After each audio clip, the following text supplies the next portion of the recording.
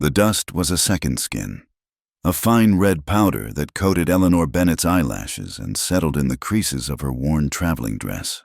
For 3 days, the stagecoach had rattled her bones loose, shaking her through a landscape of raw, sun-baked earth and mesas that stood against the immense blue sky like the altars of forgotten gods. This was the New Mexico Territory, a place that felt less like a part of the country and more like its exposed, beating heart. When the coach finally groaned to a halt in the center of San Lirio, the silence that followed the ceaseless creaking of leather and wood was so profound it felt like a sound in itself. San Lirio was not so much a town as a declaration of stubbornness against the desert. A single dusty street was flanked by a dozen or so wooden buildings, their unpainted faces squinting in the perpetual glare. At its heart stood the reason for its existence, a deep stone well with a heavy timber frame. Its rope and bucket the town's most prized possession. Men and women gathered there, not just for water, but for news, for gossip, for the simple human comfort of seeing another face. It was the hub of a wheel, and the spokes of power, Eleanor guessed, radiated from whoever controlled that life-giving flow. She paid the driver, her purse feeling perilously light, and hefted her single carpet bag. Her feet, numb from the journey, stumbled on the hard-packed dirt. A cowboy leading a horse tipped his hat, his eyes lingering for a moment longer than was polite. Eleanor felt a familiar blush creep up her neck. At 22, she knew she should be used to such glances, but a lifetime spent in the ink-scented confines of her father's print shop in Missouri had left her ill-prepared for the direct, appraising stares of men in the West. It was as if the vast, open spaces had worn away the very notion of subtlety. Her destination was a small building with a shingle that read San Lirio Post and Print. The window was fly-specked but displayed a hand-cranked press that was a smaller, older cousin to the one she had grown up with. The memory of her father's press, of the fire that had consumed it along with their home and his spirit, was a raw ache in her chest. She pushed the thought away and opened the door. A small bell jingled. The man behind the counter was balding and wore a stained apron over a once-white shirt. He looked up from sorting mail, his eyes magnified by thick spectacles. "Help you, miss?" he asked, his voice dry as the air. "I'm Eleanor Bennet," she began, her own voice feeling small. "I read your advertisement in the Santa Fe paper. You were looking for an assistant, someone who knows the printing trade." The man, Mr. Abernathy, looked her up and down. You're just a girl." "I'm a printer's daughter," she said, her voice finding a sliver of the resolve that had carried her this far. "I can set type, work a press, mix ink, and I read and write better than most. I am strong enough for the work." He seemed unconvinced, but also tired. He gestured to a case of lead type that had been spilled, a chaotic jumble of letters, sort that, alphabetical, right side up. It was a test. Her father had given her the same one when she was 10. Her fingers, long and nimble, went to work instinctively. The cool, heavy feel of the lead was a comfort, a familiar language. She moved with a quiet efficiency that slowly erased the skeptical look from Mr. Abernathy's face. In an hour, the case was pristine. He grunted, a sound that in this parched land passed for high praise. "Room and board, plus $10 a month." He said, "You'll sleep in the back. The work is hard and the days are long." "Thank you, sir," Eleanor said, a wave of relief so powerful it almost buckled her knees. "You will not regret it." The work was indeed hard, but it was honest, and it anchored her. She sorted the mail that came in on the stagecoach, the lifeline of gossip, business, and heartache that connected San Lirio to the outside world. She set type for posters advertising cattle auctions, town meetings, and rewards for lost livestock. Every piece of paper that passed through her hands told a story about the town's anxieties. The biggest anxiety, it seemed, was water. She learned that the sprawling ranch to the east belonged to a man named Silas Hardin. He was, according to the whispers she overheard, a man who had appointed himself the local peace commissioner. He had a private force of armed riders and was buying up land claims along any creek or spring he could find, using new territorial laws to his advantage. The railroad was coming through, and wherever the railroad went, the value of land with water access would skyrocket. In her first week, Eleanor heard of a supply wagon train being assembled. It was heading for a railroad survey camp through a place the locals called Cactus Bone Canyon. The name alone sent a shiver down her spine. The route was known for rock slides and sudden sandstorms, a treacherous path through a contested region. That evening, the heat of the day finally began to bleed out of the ground, replaced by a cool desert breeze. Mr. Abernathy, seeing her exhaustion, gave her 2 bits and told her to get a hot meal at the saloon, the only place in town that served one after sundown. Holding her shawl tight, Eleanor walked into the loud, smoky room. The air was thick with the smell of stale beer, fried bacon, and unwashed men. A piano in the corner was being played with more enthusiasm than skill. Cowboys, dusty and trail-worn, leaned against the bar next to prospectors whose eyes held a feverish glint.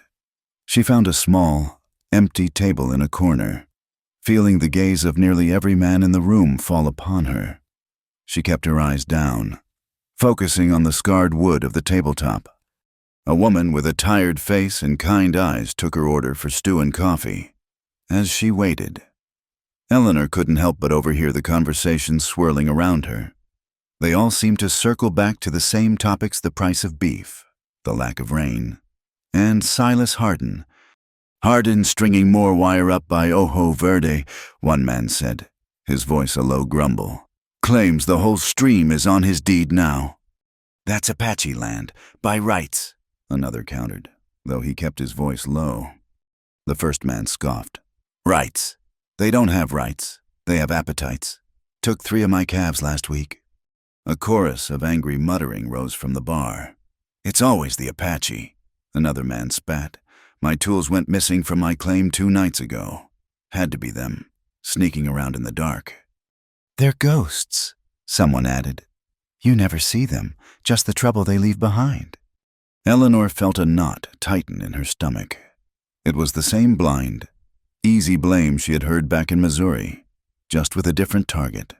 There, any misfortune was laid at the feet of freedmen or immigrants. Here, it was the Apache. It was a poison that made men feel righteous in their hatred. Her eyes drifted across the room and landed on a man sitting alone in the far corner, almost lost in the shadows. He was not a cowboy or a prospector. His hair was long and black, held back by a simple leather band.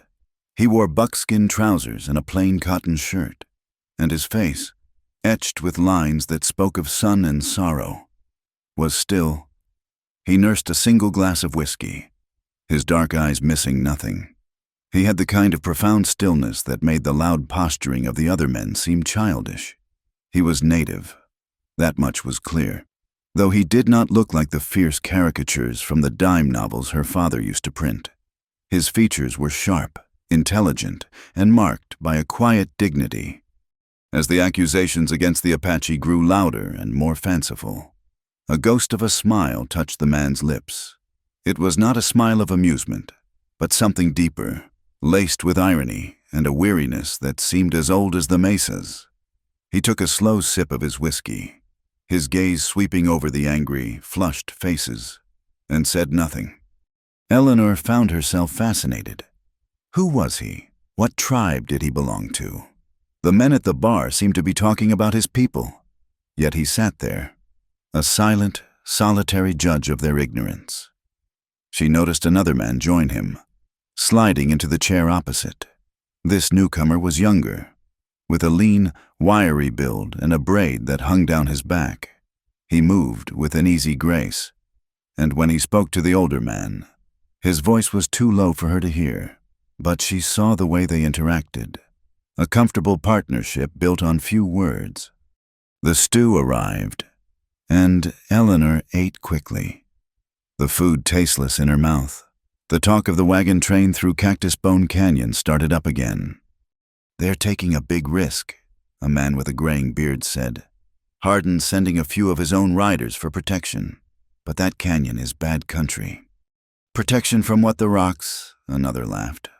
"From Dasan's people," the first man said, his voice dropping. He nodded almost imperceptibly toward the corner where the two native men sat. "That whole area is their hunting ground. They don't take kindly to trespassers."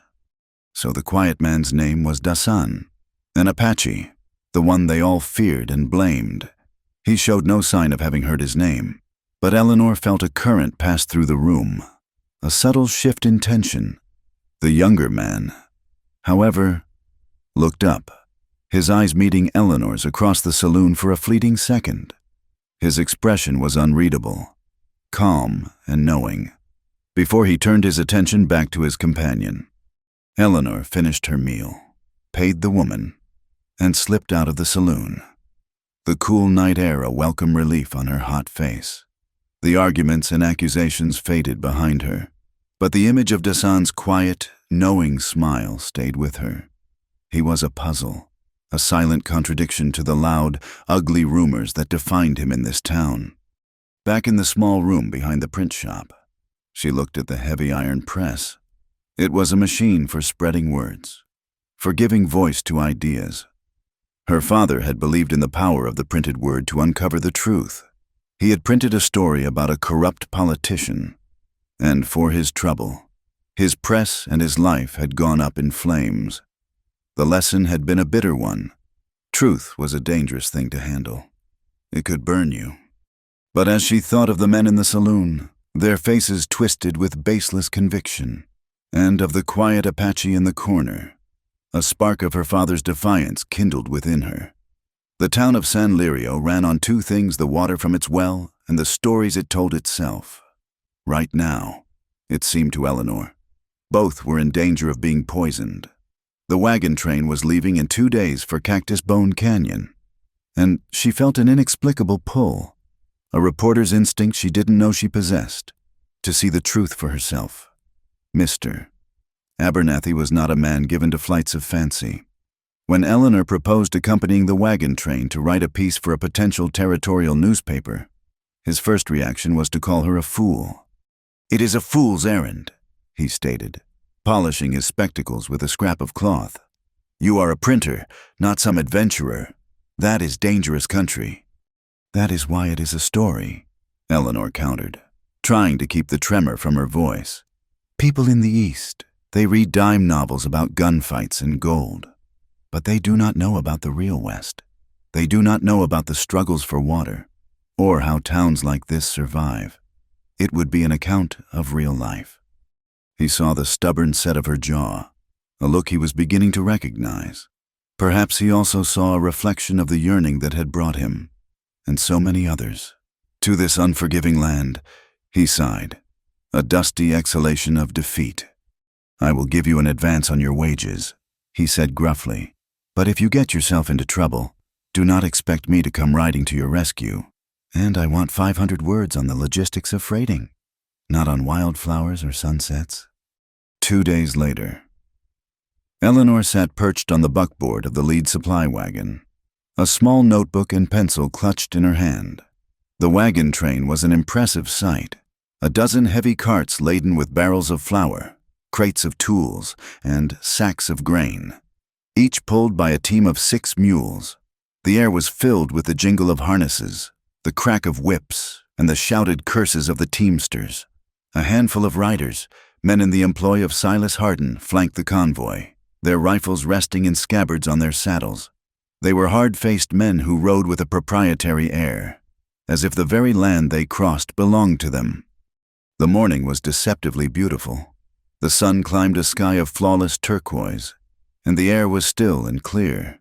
They moved slowly, grinding their way out of the flatlands and into a country of rising mesas and winding arroyos. The red earth gave way to jagged rock formations that looked like the bones of the world breaking through its skin. This, she wrote in her notebook, was the entrance to Cactus Bone Canyon. By midday, the world had changed. A hazy yellow line appeared on the western horizon, thin as a thread. The veteran teamsters saw it and began to mutter, casting anxious glances at the sky. The wind, which had been a gentle whisper, began to pick up, plucking at Eleanor's bonnet and whipping dust into little eddies. Within the hour, the yellow line had grown into a monstrous, churning wall that filled a third of the sky. The sun dimmed. Its light filtered through a sickly ochre haze. The air grew thick and heavy, carrying the taste of grit. The lead riders shouted an order to press on, to try and reach the shelter of the canyon's sheer walls before the storm hit. The whips cracked with a new urgency, and the wagons lurched forward at a faster pace. But it was too late. The storm fell upon them not with the gradual fury of a thunderstorm, but like a collapsing mountain. One moment, Eleanor could see the wagon in front of her. The next, it was gone, swallowed by a roaring, suffocating cloud of sand. The wind shrieked, a physical force that threatened to tear her from her seat. She pulled her shawl over her face, squinting into the maelstrom. The world was reduced to a terrifying chaos of noise and blindness. Sand blasted against her skin, finding its way into her eyes, her mouth, her lungs. The wagon was traveling along a narrow ledge, a path carved into the side of a steep embankment. To her right was a rock wall, and to her left, a sheer drop into the unseen canyon below. The driver, a silhouette beside her, fought to control the terrified mules, his shouts lost in the gale. Eleanor felt the wagon lurch violently as a gust of wind slammed into its canvas cover, turning it into a giant sail. A wheel slipped over the edge of the path. For a heartbeat, the wagon hung in an impossible, sickening balance. Then, with a groan of splintering wood, it tipped over, crashing onto its side and sliding toward the precipice. Eleanor was thrown from the buckboard. She landed hard on the loose scree of the embankment, the impact knocking the wind from her. Panic seized her as she felt the ground sliding away beneath her fingers. She scrabbled for a handhold, her nails digging into the crumbling rock, but there was nothing to grip. With a small cry of despair, she slid over the edge and into the void. The fall was a dizzying blur of wind and red dust. She was certain her life was over. Then, something hit her. It was not the unyielding rock she expected, but something immensely strong and alive. An arm, corded with muscle, wrapped around her waist like an iron band, arresting her fall with a jolt that rattled her teeth. She was pulled against a hard, warm body, her face pressed into the soft, smoky-smelling buckskin of a man's shirt. She was being held, suspended between the sky and the earth, in the arms of a man on horseback. The horse, a powerful paint, stood braced against the wind, its hooves planted firmly on the ledge she had just fallen from. Dazed and terrified, Eleanor tilted her head back. She looked up into the face of the Apache from the saloon. Dasan. His expression was grim, his dark eyes focused and intense, betraying no emotion other than fierce concentration. He held her securely, his grip unwavering. Another rider emerged from the swirling dust, pulling his horse up alongside them. It was the younger man, the one who had watched her in the saloon. He took in the scene, the overturned wagon, the panicked teamsters, and Eleanor, tangled in the Apache's arms like a dropped bundle of laundry. A slow, deeply amused grin spread across his face. He leaned forward on his saddle horn, his eyes twinkling with a mirth that was utterly at odds with the surrounding chaos. He spoke, his voice cutting through the howl of the wind, each word deliberate and clear. The clumsy virgin fell into the Apache's arms. He said, the statement hanging in the charged air. He paused. Then his eyes met Eleanor's, and he gave a conspiratorial wink. The Lakota chuckled and said, "Looks like you're stuck here." Eleanor's entire body flushed with a heat that had nothing to do with the sun. She was too stunned, too mortified to even speak. Dasan completely ignored his companion's commentary. His gaze was fixed on the surrounding terrain, assessing, calculating. The rest of the wagon train had fallen into disarray, each man fighting for his own survival against the storm. They were alone. "We cannot stay here," Dasan said, his voice a low rumble against her ear.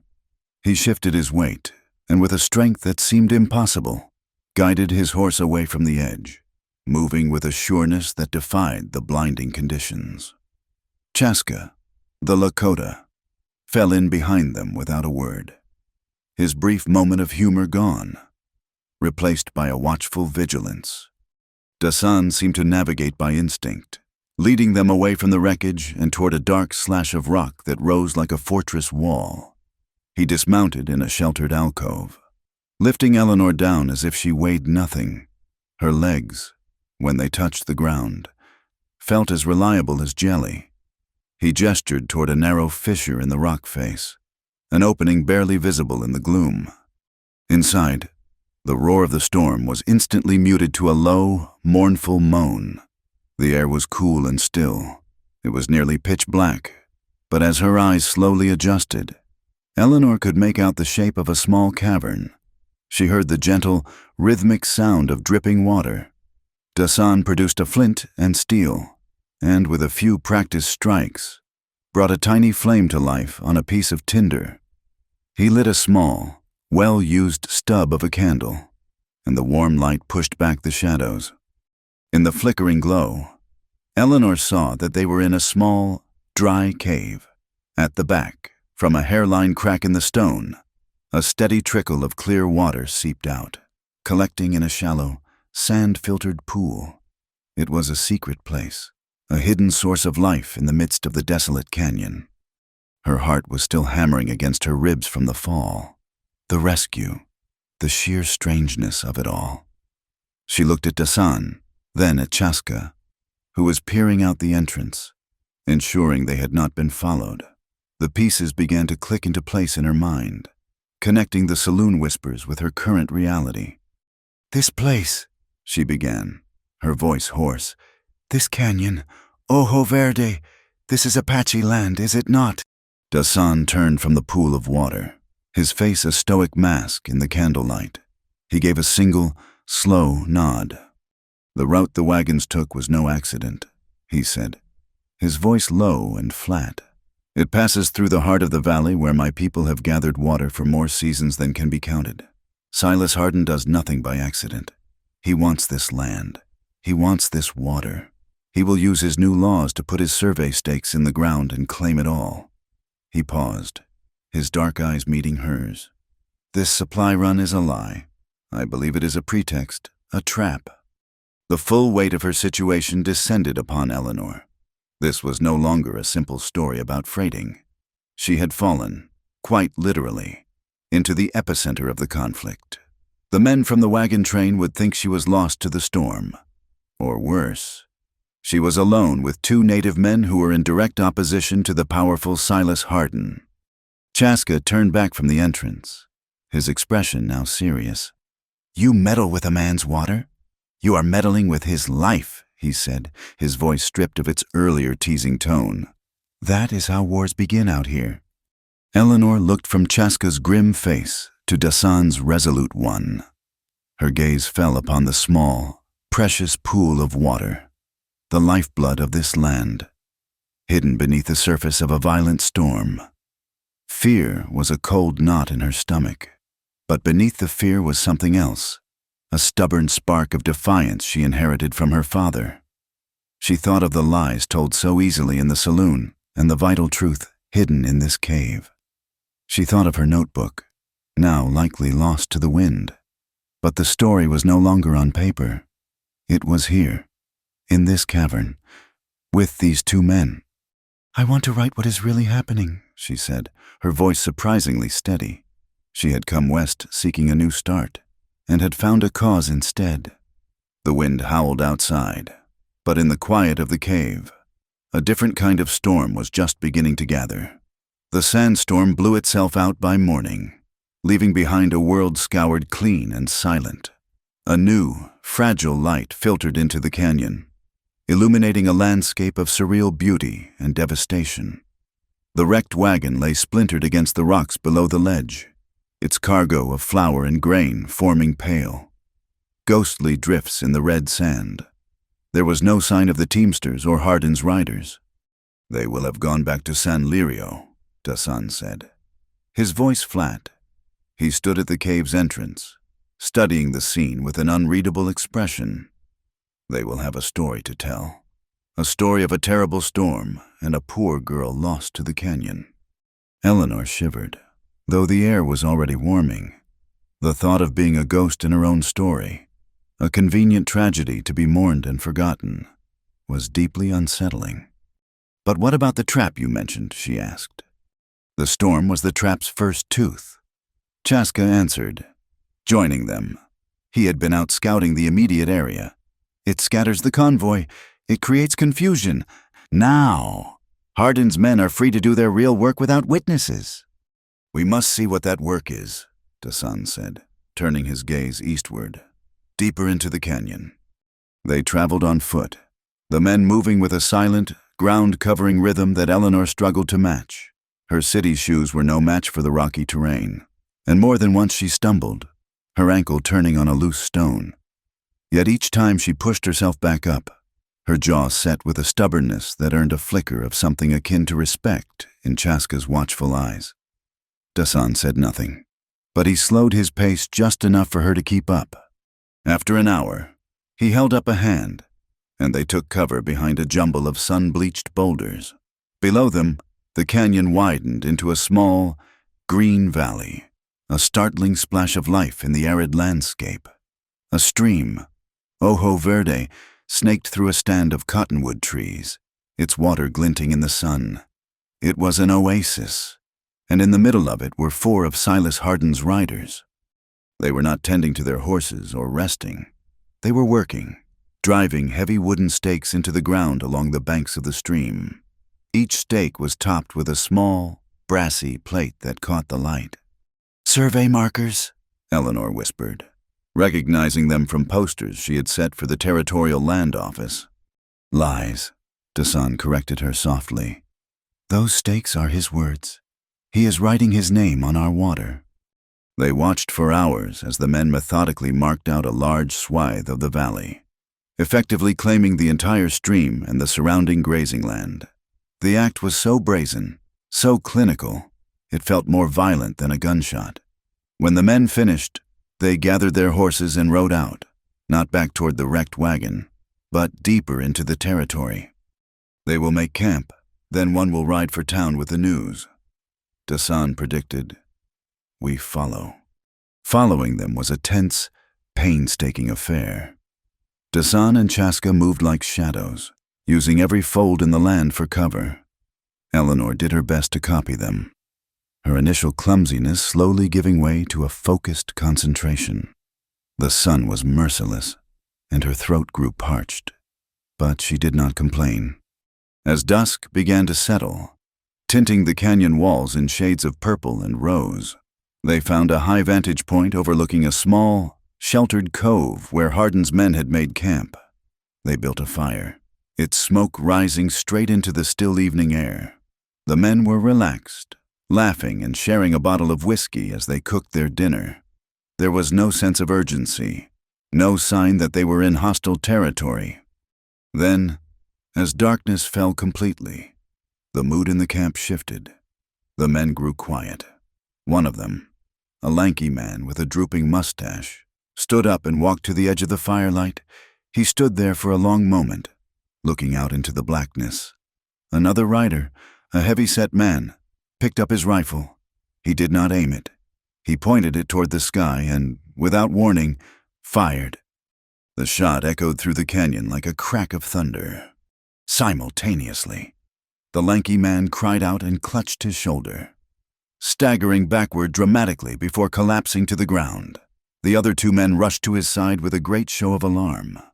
From their perch, Eleanor, Dasan, and Chaska watched the performance in stunned silence. It was so perfectly, horribly staged. "A ghost shot him from the dark," Chaska murmured, his voice laced with bitter irony. "And there is only one kind of ghost they blame in this canyon," Dasan added. His face was a mask of cold fury. "Tomorrow, the heavy man will ride into San Lirio. He will tell them his friend was shot by an Apache arrow from the shadows. He will show them the markers and say they were attacked while legally surveying Hardin's new claim. The town will believe him. They will form a militia, and Hardin will have his excuse to bring a private army into this valley and drive my people out for good."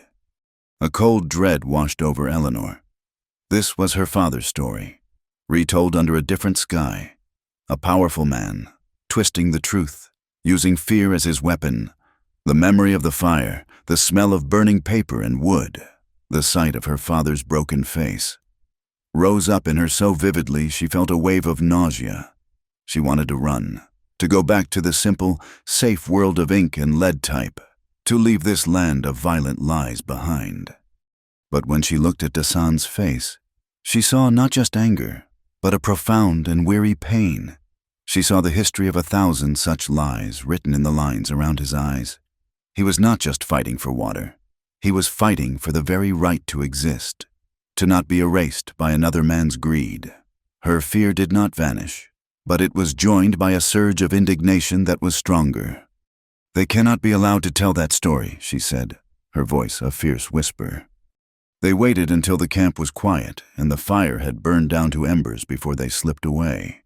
They had to move quickly, to get ahead of the rider who would be leaving for town at first light.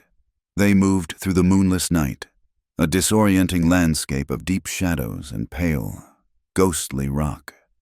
Eleanor's clumsiness returned in the dark. She caught her foot on a root and tumbled, stifling a cry as she landed hard. Dasan was at her side in an instant, helping her up, his grip on her arm firm and steady. He did not scold her, but she felt a hot flush of shame. She was a liability. It was Chaska who noticed her sharp intake of breath a few minutes later. "What is it?" he hissed. "My shoe," she whispered. "The sole has come almost completely off." It was a small, absurd disaster, but in their situation, it was crippling. Dasan examined the ruined shoe with a grimace. He produced a length of thin, tough cordage from a pouch at his belt and, with deft, efficient movements, bound the sole back to the shoe. It was a temporary fix, but it would have to do. As he worked, his head bent low, Eleanor felt a strange internal shift. He was a man of immense capability and quiet dignity, a man who belonged to this harsh land as surely as the rocks and the sky. And she was a city girl who could not even keep her shoes from falling apart. The chasm between their worlds felt vast and impassable. Yet here he was, kneeling in the dirt, mending her shoe so she could continue on a dangerous journey she had no right to be on. They pressed on, and just before dawn, they found what they were looking for. They circled around to the trail leading out of the valley and concealed themselves. They did not have to wait long. The heavy-set rider appeared, his horse moving at a steady pace. As he passed their position, Eleanor's sharp eyes, trained by years of searching for tiny imperfections in printed text, caught something, a small, dark square of something lying on the trail, something the rider had clearly dropped. After he was gone, she darted out and retrieved it. It was a folded piece of thick, waxed paper, the kind used to wrap cartridges. But as she unfolded it, she saw it was not empty. Pressed into the wax was a clear, perfect impression of a metal seal. It was an ornate letter H entwined with another H, Hardin's mark. "He was carrying the seal used for the markers," she said, her voice trembling with excitement. "He dropped it. This is proof that the markers are his, that his men were there." Dasan took the paper, his expression unreadable. "It is proof," he agreed, "but it is the word of an Apache and a Lakota against a white man in San Lirio. And now, the word of a woman. It is not enough." The disappointment was a sharp blow. She had thought this was the key, the irrefutable fact that would unravel the whole scheme. Their grim counsel was interrupted by a low growl from the darkness. Chaska melted back into the shadows, his hand resting on the knife at his belt. Dasan stood perfectly still, his head cocked, listening. A pair of yellow eyes gleamed from the rocks above them, then another, and another, a pack of wolves, drawn by their scent. had them cornered. Eleanor's blood ran cold. She had an instinctive, primal fear of the creatures, their wildness, their teeth. She backed away, her breath catching in her throat. "Do not panic," Dasan said, his voice a low, calm command. "Your fear is a scent they understand.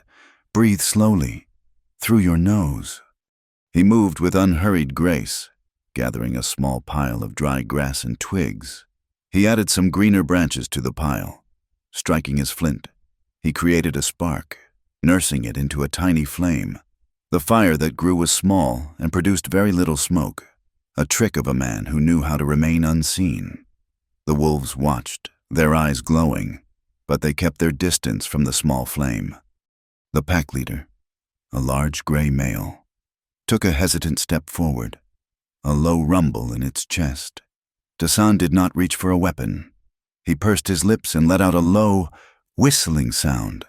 It was not a human tune, but a complex series of notes that sounded like the wind, like the call of a night bird. He was speaking to them. The lead wolf stopped, its head tilted, listening. Dasan whistled again, a different sequence of notes. The wolf seemed to consider this. Then it turned, and with a flick of its tail, trotted back into the rocks. The other wolves followed, their yellow eyes vanishing one by one into the darkness. Eleanor let out a breath she did not realize she had been holding. She stared at Dasan in awe. He had faced down a wolf pack not with force, but with understanding.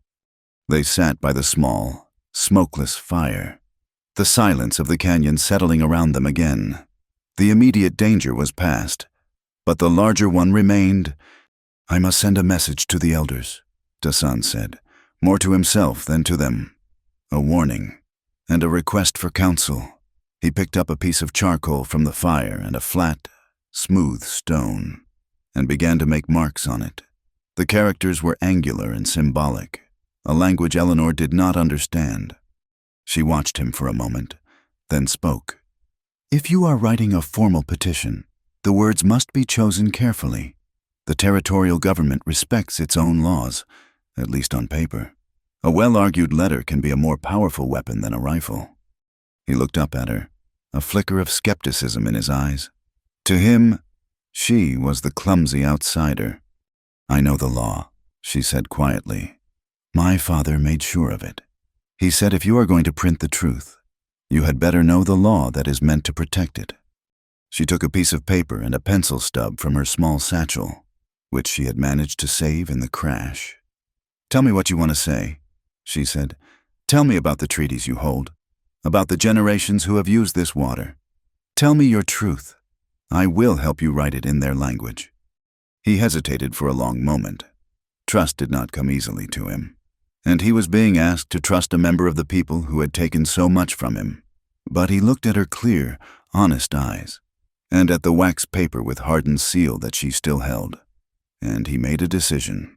He began to speak, his voice low and steady, telling her the long, sad history of his people and their claim to this valley. And Eleanor began to write, translating his story of honor and heritage into the cold, precise language of legal argument. As the sun began to rise, they were no longer just an Apache, a Lakota, and a lost white woman. They were a conspiracy of three, armed with a piece of wax paper and the beginnings of a plan. The journey back to San Lirio was a ghost's passage. Dasan and Chaska led Eleanor through a network of hidden arroyos and game trails that seemed to exist on a different map from the one used by ordinary men. They moved in the blue twilight of dusk and the deep ink of night, resting during the blistering heat of the day. By the time they reached the bluffs overlooking the town, another day had passed, and Eleanor was a creature of dust and shadows, her exhaustion a heavy cloak on her shoulders. "The writer will have told his story by now," Dasan said, his voice a low murmur. They lay on their stomachs, watching the faint lights of the town begin to twinkle in the vast darkness. The anger will be a hot coal. They will be looking for any excuse to fan it into a fire. "I will go to the saloon," Chaska decided. "Listen to the shape of their anger. A man alone is just a curiosity. A man with a friend is a conspiracy." "And I will go to the print shop," Eleanor said, her own voice sounding thin and foreign to her ears. "Mr. Abernathy is a good man. When I tell him what we saw, he will help." Dasan looked at her, his expression holding a deep sadness that she did not yet understand. "Men are as good as the fear of their neighbors allows them to be," he said. He handed her a small bundle. It contained a strip of dried meat and a water skin. "If the town becomes afire, do not stay to be burned. Go east, to the Twin Mesas. We will find you." She nodded, her throat too tight to speak. They separated without another word, 3 solitary figures dissolving into the night. Slipping into San Lirio was easier than she expected. She kept to the back of the buildings, her patched shoe making a soft, shuffling sound in the deep dust. The print shop was dark, but a thin line of yellow light glowed from beneath the door of her small room at the back. Her heart lifted. Mr. Abernathy had left the lamp burning for her. He did believe she was coming back. She let herself in quietly. The main shop was silent and smelled of cool ink. She pushed open the door to her room and found him sitting on her cot, his head in his hands. He looked up as she entered, and his face was a portrait of misery. "Eleanor," he breathed, his voice cracking, "they said you were dead, lost in the storm." "I am not dead, Mr. Abernathy," she said, closing the door behind her. "But I have a story that must be told. Silas Hardin's men, they are lying. They staged an attack to steal Apache land. I saw it. I have proof." She spoke in a rush, the words tumbling out, explaining everything she had witnessed from the high rocks of the canyon. She told him about the fake survey stakes, the staged gunshot, and the wax paper with Hardin's seal. As she spoke, the hope in her chest slowly curdled into a cold dread. He was not looking at her with outrage or determination. He was looking at her with fear. His gaze kept darting toward the darkened shop, as if the shadows themselves had ears. "You cannot print that," he whispered when she was finished. He stood up and began pacing the tiny room. "You do not understand. Hardin was here this morning. He owns the mortgage on this building. Eleanor, on this press. He knows you were on that wagon. He said if any strange stories started appearing, if I so much as printed a handbill without his approval, he would see me ruined. But this is the truth," she insisted, her voice rising. "We have proof if we print the truth. The people will see what he is. The people will see what Hardin tells them to see," he hissed, his face pale and sweaty in the lamplight. "They are scared. He has convinced them the Apache are about to descend on us all. A militia is already forming. Printing your story now would be like throwing a lit match into a barrel of gunpowder. He would crush us. He would crush you." The betrayal was so sharp, so absolute. It stole her breath. This was the man who had given her a chance, the man who lived by the trade that her father had died for, and he was choosing silence. He was choosing to let the lie stand. "My father died for printing a truth less dangerous than this," she said, her voice dangerously quiet. "And what good did it do him, Mr.?" Abernathy shot back, his own anguish making him cruel. "He is dead, and the man he wrote about is a senator. This is not Missouri. Eleanor, there is no law out here but the law of the strongest, and Silas Hardin is the strongest. He would not meet her eyes. You should have stayed lost in that canyon, for your own good." He turned and left the room, leaving her alone with the flickering lamp and the ghost of her father's failed courage. The hope that had sustained her through the harsh journey from the canyon bled out of her, leaving an empty, aching void. Across the dusty street, the saloon was a hive of angry noise. Chaska pushed through the swinging doors and was met with a wall of sound and fury. He bought a whiskey and found a spot at the end of the bar where he could watch and listen. The air was thick with smoke and righteous indignation.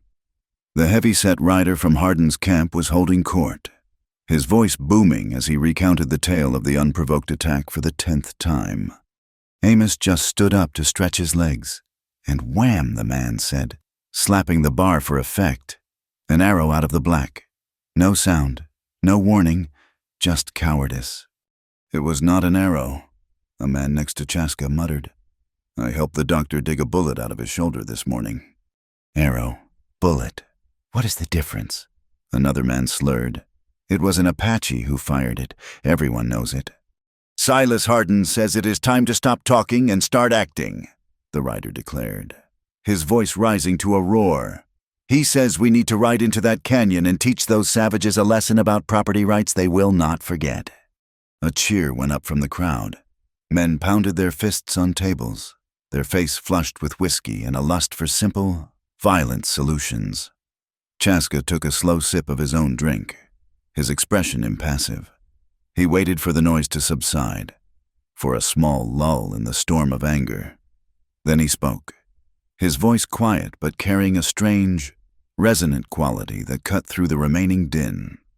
A man I once knew, he began, and a few nearby men turned to look at him, spent all his time counting his cattle. He was very proud of his count. Every morning, every night, he would ride out and count every single head. He could tell you if a single calf was missing from a herd of 500. He paused to take another sip. The story was so odd, so out of place, that more men turned to listen. Their curiosity piqued. One day, a friend came to visit. He saw that the man's herd was thin and their tongues were lolling out. The creek bed was dry. The friend said, "Your cattle are dying of thirst." The man who counted so well smiled and said, "Perhaps, but my count is perfect." Chaska finished his whiskey and set the glass down gently on the bar. Some men are very good at counting the wrong thing. He turned and walked out of the saloon, leaving a wake of confused silence behind him. A few men frowned, trying to puzzle out the meaning. One or two let out a short, reluctant laugh. The story had not changed their minds, but it had pricked the balloon of their righteous certainty. Just for a moment, it had planted a question: what had they forgotten to count while they were so busy counting their grievances? Late that night, Eleanor sat on her cot, the small oil lamp casting long, dancing shadows on the walls. Mr. Abernathy's words echoed in her head. Her father's ghost whispered warnings of fire and ruin, but the image of Dasan's face, etched with the pain of a long and losing battle, was stronger. She thought of the little pool of water in the cave, a truth hidden deep within the rock. She stood up. Her decision was made. Moving like a wraith, she slipped into the silent print shop. The great iron press stood in the center of the room like a sleeping beast. Her father had always called it the great equalizer, the machine that could give a poor man's truth the same weight and permanence as a rich man's lie. By the low, steady glow of her lamp, she began to work. Her hands, which had been clumsy and unsure in the wilderness, were now deft and certain. She moved to the type cases, her fingers flying as she selected the small, heavy pieces of lead. Click, click, click.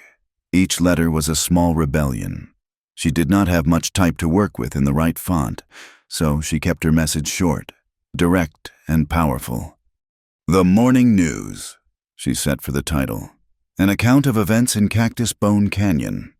She laid out the facts as she knew them. She wrote of the survey stakes planted on traditional Apache lands. She described the faked attack, calling it a performance meant to incite violence. She mentioned the proof, the wax paper bearing the hardened seal, a piece of evidence waiting to be seen by an honest lawman. She ended not with a call to arms, but with a simple question: who truly owns the water that gives life to this land, the man who claims it with false stakes, or the families who have drunk from it for 1,000 years? She locked the type into the chase, inked the plate, and laid a sheet of paper. Then she pulled the heavy lever. The press groaned, a sound of effort and creation. She pulled the first sheet. The ink was dark and clear. It was the truth, made solid. She worked for over an hour, her arms aching, until she had a small stack of 20 leaflets. Before the first hint of dawn, she moved through the sleeping town. She slid a leaflet under the door of the saloon, the mercantile, the blacksmith's shop. She left one on the bench outside the land office and another pinned to the community notice board, right next to the handbill calling for the formation of the militia. Then, her work done. She vanished back into the shadows. The town of San Lirio awoke to a mystery. The leaflets were discovered, read, and passed from hand to hand.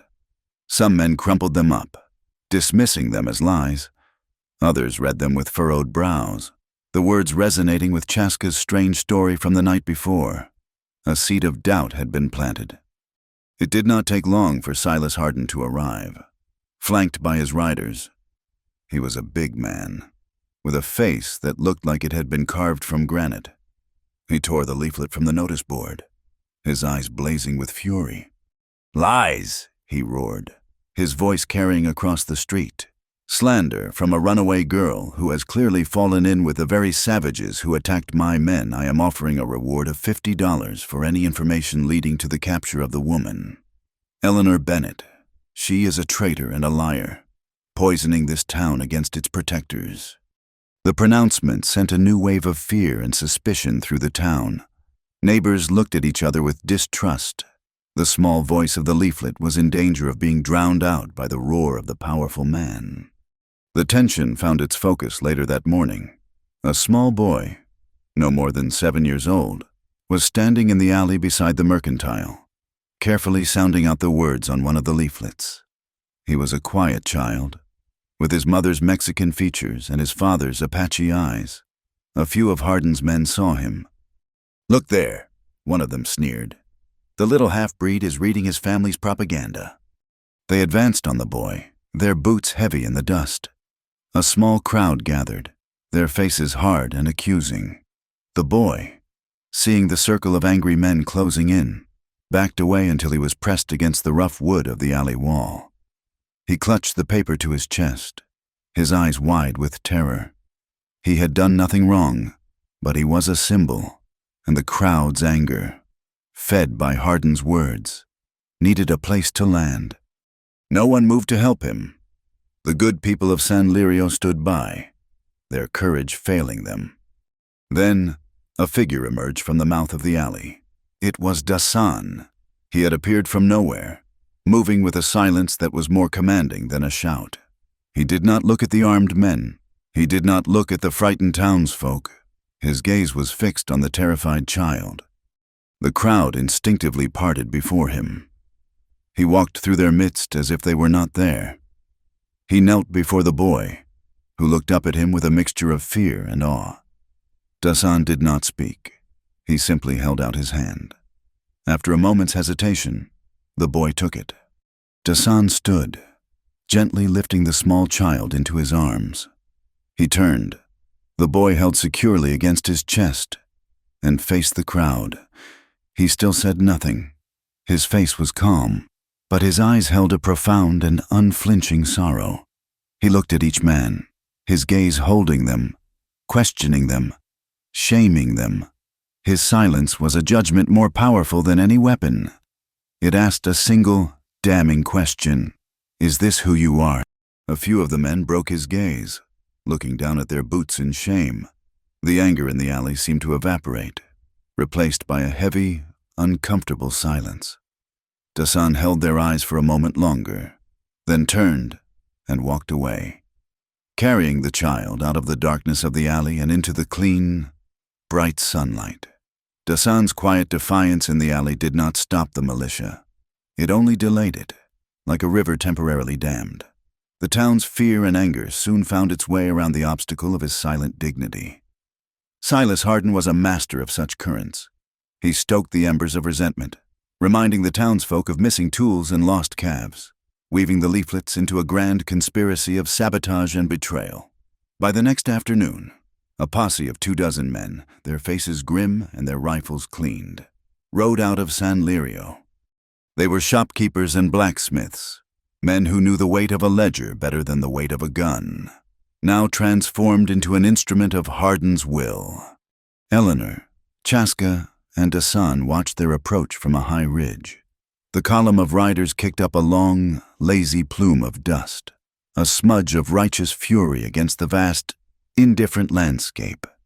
"They ride with the confidence of men who believe God is on their side," Chaska observed, his voice dry. "Harden is their God for today," Dasan replied, His eyes narrowed, and he has promised them a sacrifice. They retreated deeper into the valley of Ojo Verde, keeping to the high ground. Down below, the militia made their camp near the stream, their movements clumsy and loud. Silas Hardin directed them with the authority of a general. He gathered the men around the spot where his rider, Amos, had performed his theatrical collapse. He held up a small, gleaming object for them all to see. "This is what we found this morning," Hardin's voice boomed, echoing faintly up to the ridge. "A shell casing. But look closer." He passed it among his lieutenants. "It is marked, a snake, carved into the brass, the mark of Dasan's own clan." This was no random shot. This was a declaration of war. Eleanor felt a sick lurch in her stomach. A new lie, so specific and tangible, built upon the foundation of the first. It was a piece of evidence designed to be irrefutable, to erase any lingering doubt her leaflets might have created. The afternoon wore on under a sky that had turned a strange, bruised yellow. The air grew still and heavy, the kind of oppressive silence that comes before a storm. The birds fell silent. Even the insects seemed to be holding their breath. Eleanor noticed Dasan frequently looking to the west. His nostrils flared slightly as if he could taste a change in the air. The first drop of rain was a dark spot in the dust, as startling and singular as a drop of blood. Then another, and another. Within minutes, a steady drizzle had begun to fall. The men of the militia let out a half-hearted cheer. The rain was a novelty, a brief respite from the relentless heat. They did not understand what it meant. But Dasan did. He pointed further up the canyon, to where a narrow pass fed into the main valley. Years ago, miners built an earthen dam there to collect water for their sluices. The mines are long gone. The dam is old and weak. The drizzle became a downpour. The rain was not the soft, life-giving shower she knew from Missouri. It was a hard, violent deluge, a vertical river falling from the sky. The dry, baked earth could not absorb it. The water began to run in thick, muddy rivulets, carving new paths through the sand and rock. The gentle stream of Ojo Verde began to swell, its clear water turning a churning, angry brown. A low rumble, distinct from the growing roar of the rain, echoed from the upper canyon. It was a sound of immense weight, of the earth itself giving way. The old dam had broken. "We have to move higher," Dasan shouted over the din, pulling Eleanor by the arm. Down below, the militia was in chaos. Their campfire was extinguished with a hiss. Their horses whinnied and pulled at their tethers. They looked up the canyon and saw it coming, a solid wall of churning brown water, 10 feet high, carrying rocks and uprooted trees like toys. The flash flood hit Silas Hardin's camp with the force of a battering ram. Tents were swept away, wagons were overturned, and men were thrown from their feet, their panicked shouts swallowed by the roar of the water. From their new, safer vantage point, they watched the terrifying spectacle. Nature had unleashed a fury that made the militia's rifles and righteous anger seem pathetic and small. The flood was not evil or good. It was simply powerful, an indiscriminate force washing away everything in its path. Through the chaos, Eleanor saw a man clinging desperately to the roots of a cottonwood tree as the water surged around him. It was Amos, the lanky rider who had faked being shot. His face was a mask of pure terror. The roots were beginning to tear loose from the muddy bank. Without a word, Dasan began to move. He uncoiled the rope from his shoulder, his movement swift and sure. "What are you doing?" Eleanor cried. "That is the man who lied, who started this." "He is a man the river is trying to kill," Dasan said simply, not looking at her. He tied one end of the rope around a solid rock outcropping. He looked at Chaska. "Keep the line taut." He moved down the slippery rock face, bracing himself against the raging current, until he was just within reach of the terrified rider. He threw the rope. Amos, his eyes wide with disbelief, caught it with immense effort. Dasan and Chaska hauled the sputtering, exhausted man to safety. Amos collapsed on the wet ground. coughing up muddy water, looking at Dasan with a mixture of terror and utter confusion. He had been saved by the man he had framed. While Dasan was occupied, Chaska's practical eyes saw an opportunity.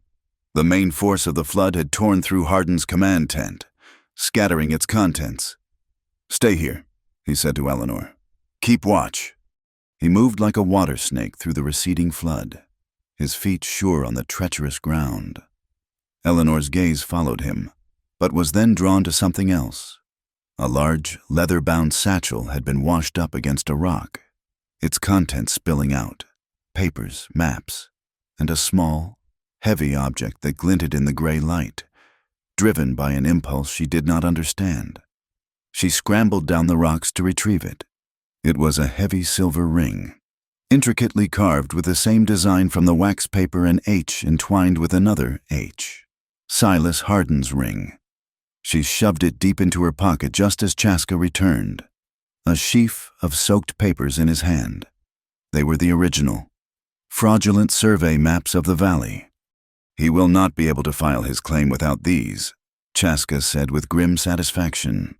Suddenly, a new cry went up from the chaos below. A small supply wagon, caught in a swirling eddy, had broken apart. A young boy, who must have been with the camp's cook, was clinging to a broken wagon wheel as it was swept toward a jagged outcrop of rocks. He was going to be crushed. Dasan saw it. He was still holding Amos, whose leg was clearly broken. He had a choice. He could hold on to his prisoner, the proof of Hardin's lie, or he could save the child. He did not hesitate. He released Amos, shoving him onto a stable ledge of rock. "Do not move," he commanded. Then he plunged back into the churning water. He reached the boy just as the wagon wheel slammed into the rocks, splintering into a dozen pieces. Dasan shielded the child with his own body, taking the brunt of the impact against his back.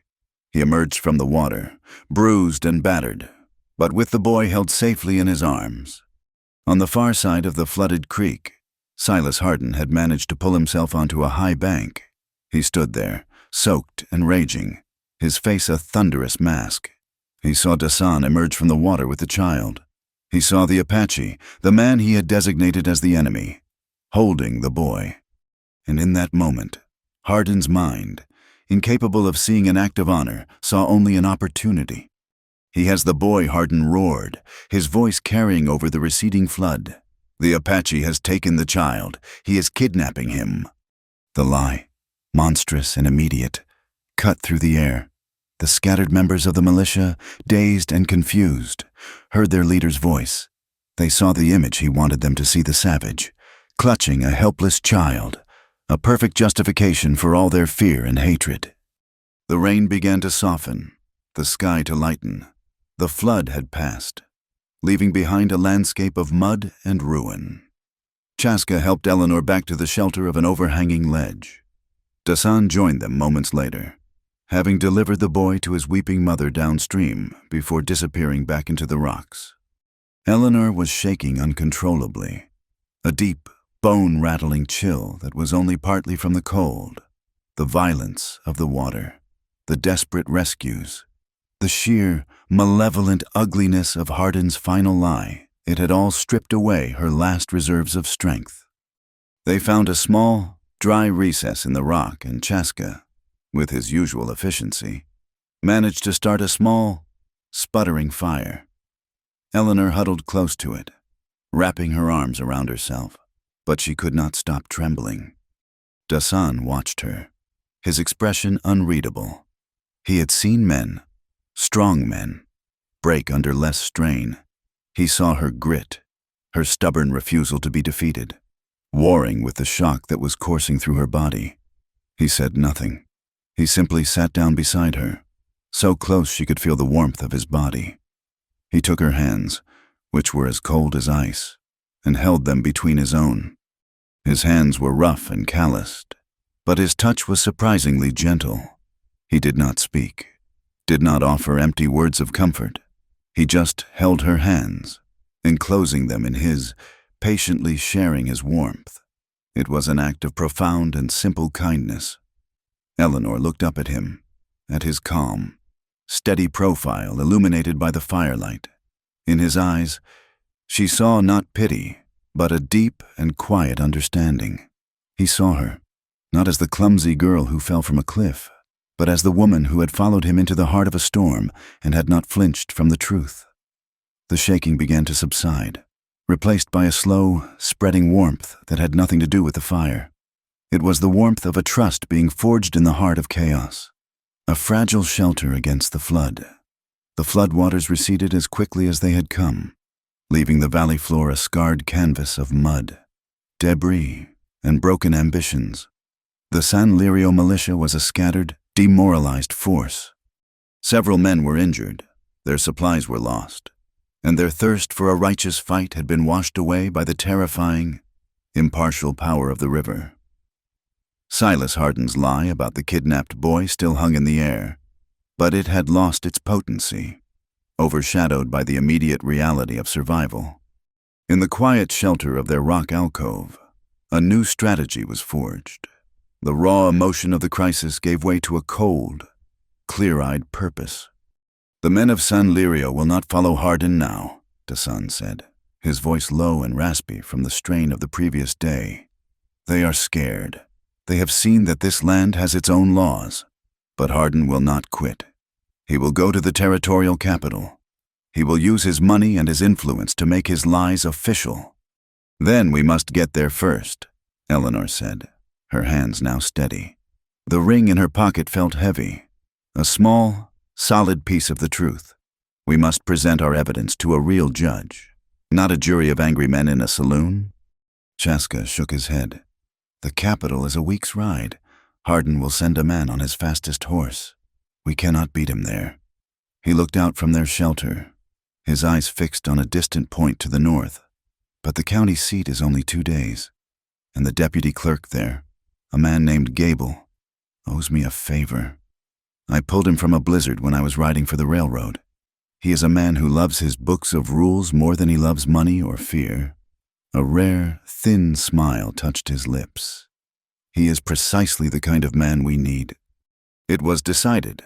Chaska would ride for the county seat. Eleanor and Dasan would remain hidden in the valley, guarding the evidence and themselves. They had one of Dasan's horses, a tough, sure-footed animal that had weathered the storm on high ground. Chaska was gone within the hour, a solitary figure moving with lean purpose through the ravaged landscape. The silence that descended after his departure was heavy and profound. For 2 days, Eleanor and Dasan existed in a state of suspended time. They spoke little, conserving their energy, their words reserved for the necessities of survival. Dasan taught her how to find edible roots the flood had exposed and how to read the stories left in the mud by the passing of animals. Eleanor, in turn, carefully dried the soaked survey maps, pressing them between flat stones near their small, smokeless fire. On the second evening, as she was examining the maps by the firelight, she noticed Dasan wince as he reached for a piece of firewood. He favored his left wrist, where a dark, ugly bruise was forming from the impact of the wagon wheel during the rescue. "You are hurt," she said quietly. "It is nothing," he replied, his voice dismissive. She would not be deterred. She soaked a strip of clean cloth from her petticoat in the cool water of their hidden spring and gently took his hand. He stiffened at her touch but did not pull away. As she wrapped the cool cloth around the bruise, her fingers brushed against a pale, ropey scar that circled his wrist like a permanent bracelet. It was an old wound, perfectly shaped. "What is this from?" she asked softly, her fingers tracing the scar. His face hardened, the open, unguarded expression he sometimes wore in her presence vanishing behind a familiar stoic mask. "A rope," he said, his voice flat and devoid of emotion. "From the last time a militia came to this valley." He said nothing more, but Eleanor could feel the cold, terrible weight of the story he was not telling. She saw an image in her mind of this proud, capable man, bound and helpless. The injustice of it was a physical ache in her chest. She finished tying the bandage, her touch gentle. She did not press him for more details. Instead, she offered a piece of her own story, a scar for a scar. "The night my father's print shop burned," she began, her voice barely a whisper. "I remember the smell. Ink and paper burning has a bitter, greasy smell. Not like wood smoke. It is the smell of words turning to ash." She looked into the fire, but she was seeing a different fire, one that had consumed her world. He had written an article exposing how the railroad baron was cheating settlers out of their land titles. He used legal documents, the man's own letters. The truth was all there, in black and white. And for that, they came in the night. They did not just burn the press, they burned our home above it. We lost everything. She paused, the memory still raw. My father never recovered. It was not the fire that broke him. It was the silence that came after. No one spoke up. No one wanted to be next. They let the lie win because they were afraid. Dasan was silent for a long time. When he finally spoke, his voice was softer than she had ever heard it. "Your father was a warrior," he said. "He used his words as his weapon. It is a great honor." In the flickering light of the small fire, they looked at each other, and the chasm between their two worlds seemed to shrink.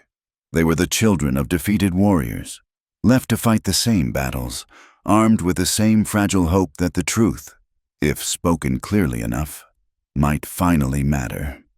The next morning, the fragile peace was broken. A lone rider appeared on the valley rim. He was a tall man who sat his horse with an easy, dangerous grace. It was not Silas Hardin.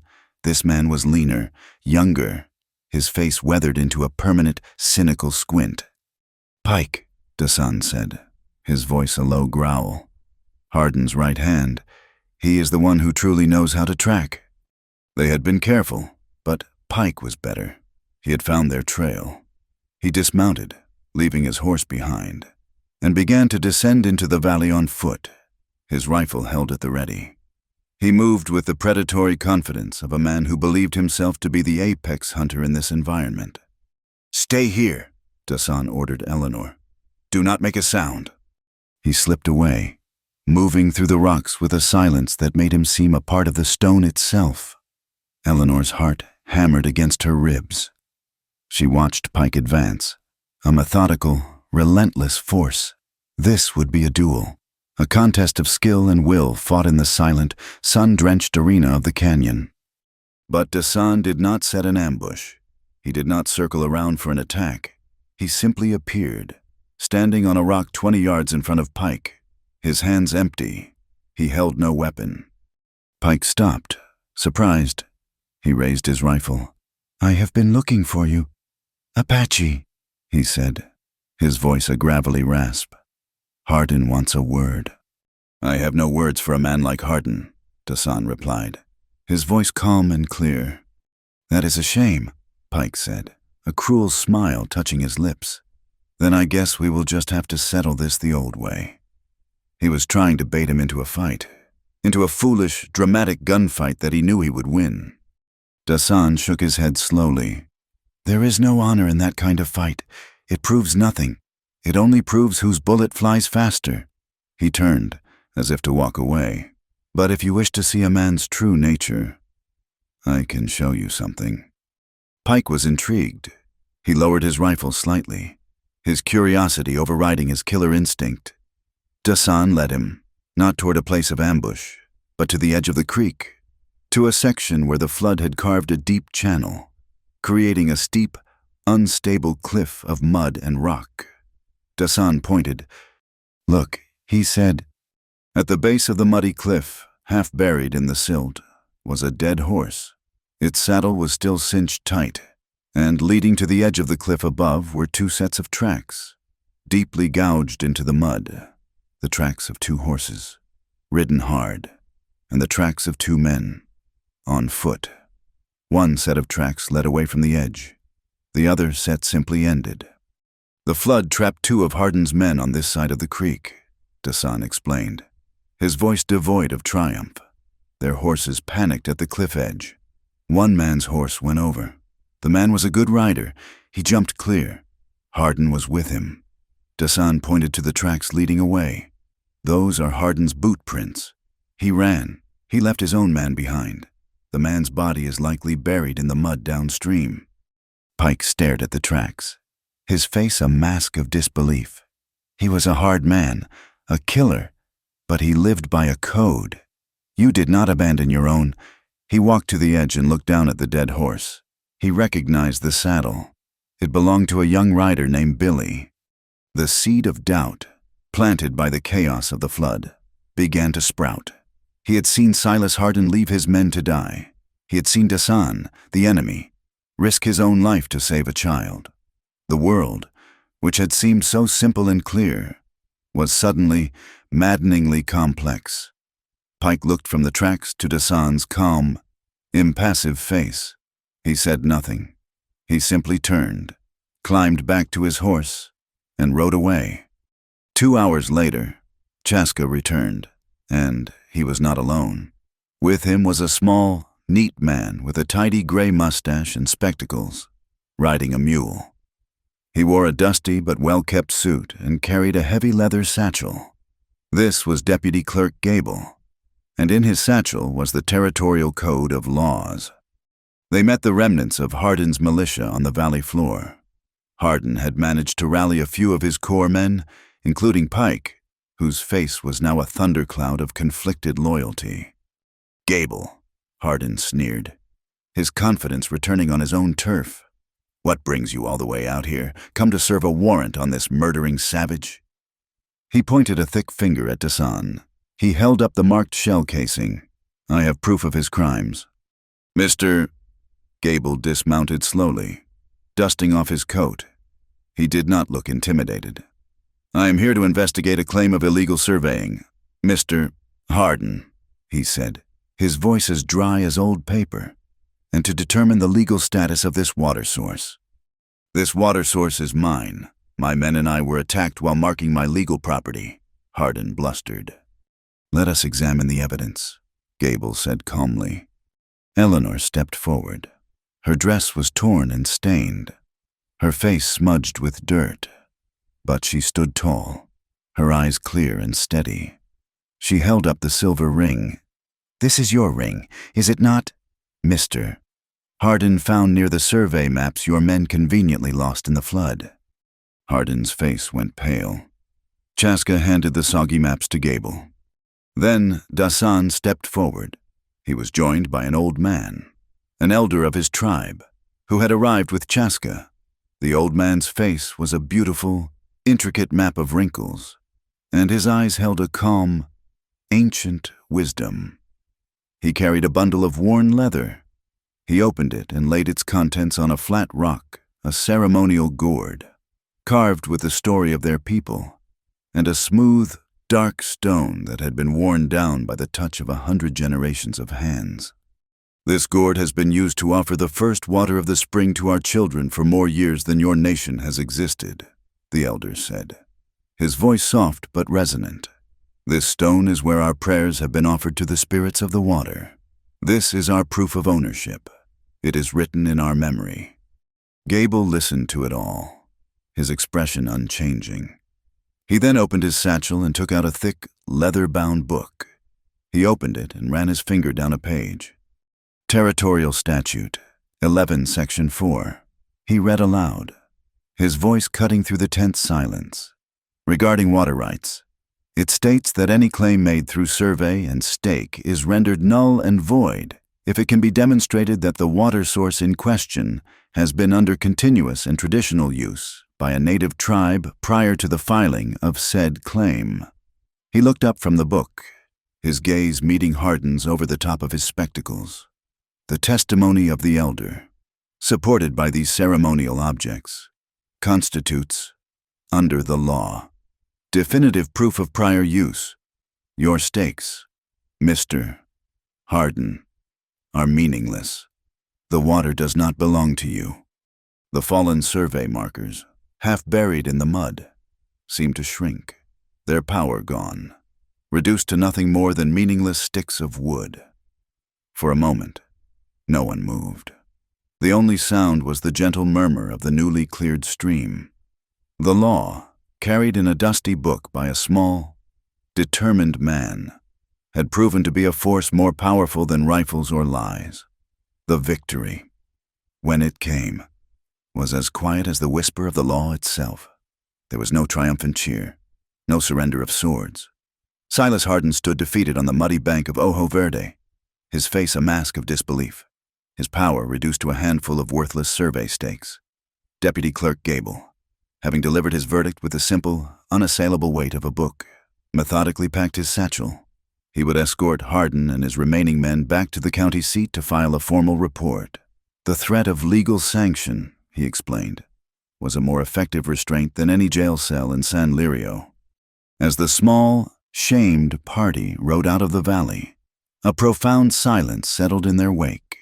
The members of the militia had already begun to drift away in twos and threes.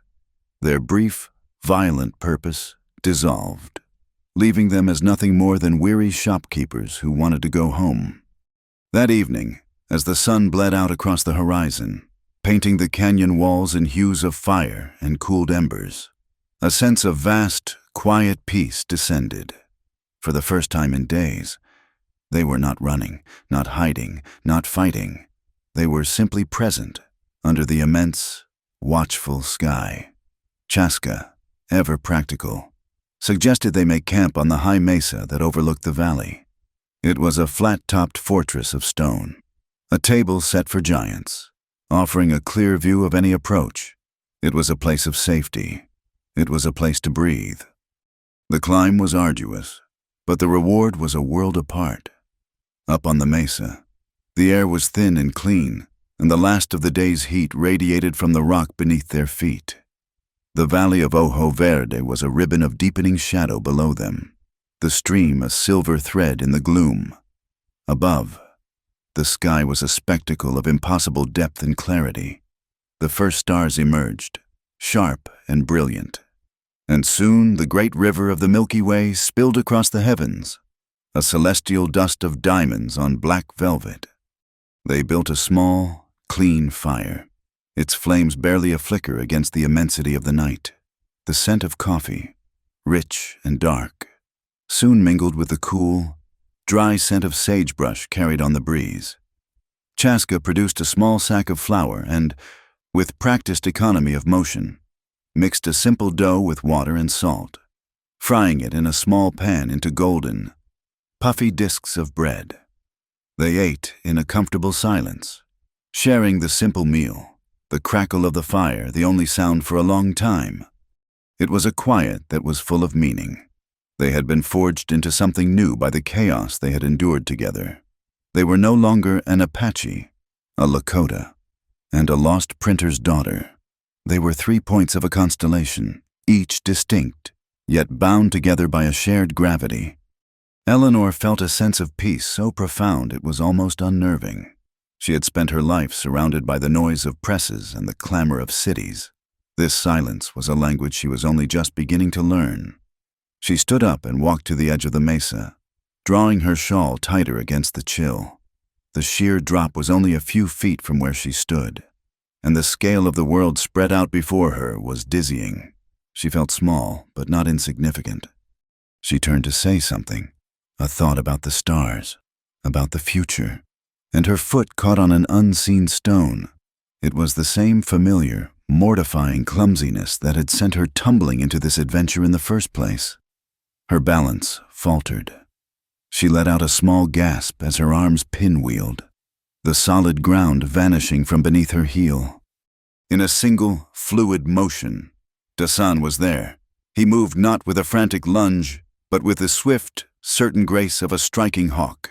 His arm shot out, encircling her waist, and pulled her back from the precipice. He did not just catch her. He anchored her, his body a solid wall of warmth and strength against her back. She fell against him, her head coming to rest on his shoulder, her hands instinctively coming up to brace against his chest. Her heart was a wild drum against her ribs. She could feel the steady, powerful beat of his own heart beneath her palm. For a long moment, they stood frozen, locked in an embrace that was born of emergency but held a different, deeper meaning. The night, the stars, the vast, silent world, it all seemed to rush in and fill the space between them. He slowly, gently turned her to face him, his hands moving from her waist to her arms, steadying her. His grip was firm, yet respectful. He did not pull her closer, but he did not let her go. She looked up into his face, illuminated by the soft glow of the fire and the brilliant light of the stars. The stoic mask he so often wore was gone. In his eyes, she saw a universe of emotion, concern, relief, and something else, something tender and questioning. Her own breath was shallow, her entire being focused on the feeling of his hands on her arms, the closeness of his presence. The cool night air was a stark contrast to the heat that was blooming in her chest. A current passed between them, a silent acknowledgement that a line had been crossed. Slowly, as if by a shared, unspoken agreement, her hand found his, their fingers intertwined. A natural, unforced gesture. It was not a gesture of rescue, but one of choice. "It seems my clumsiness is a constant danger," she said, her voice a little shaky, a little breathless. A rare, soft smile touched his lips. "It seems my purpose is to be near when it happens." They stood like that for a long time, hands clasped. The silence between them no longer empty, but filled with a new and potent awareness. Chaska, watching from the fire, quietly added another piece of wood to the flames, his expression one of quiet, knowing amusement. "After this," Eleanor said, her gaze drifting back to the valley below, "after Hardin is truly dealt with, what will happen to this place?" "The water will flow," Dasan said simply. "My people will return, but things have changed. The railroad will still come. More men like Hardin will follow. A law written in a book is only as strong as the people who are there to demand it be read." "Then they must learn to read it for themselves," she replied, a new idea taking root in her mind. "All of them." She looked back at him, her eyes bright with a sudden, fierce hope.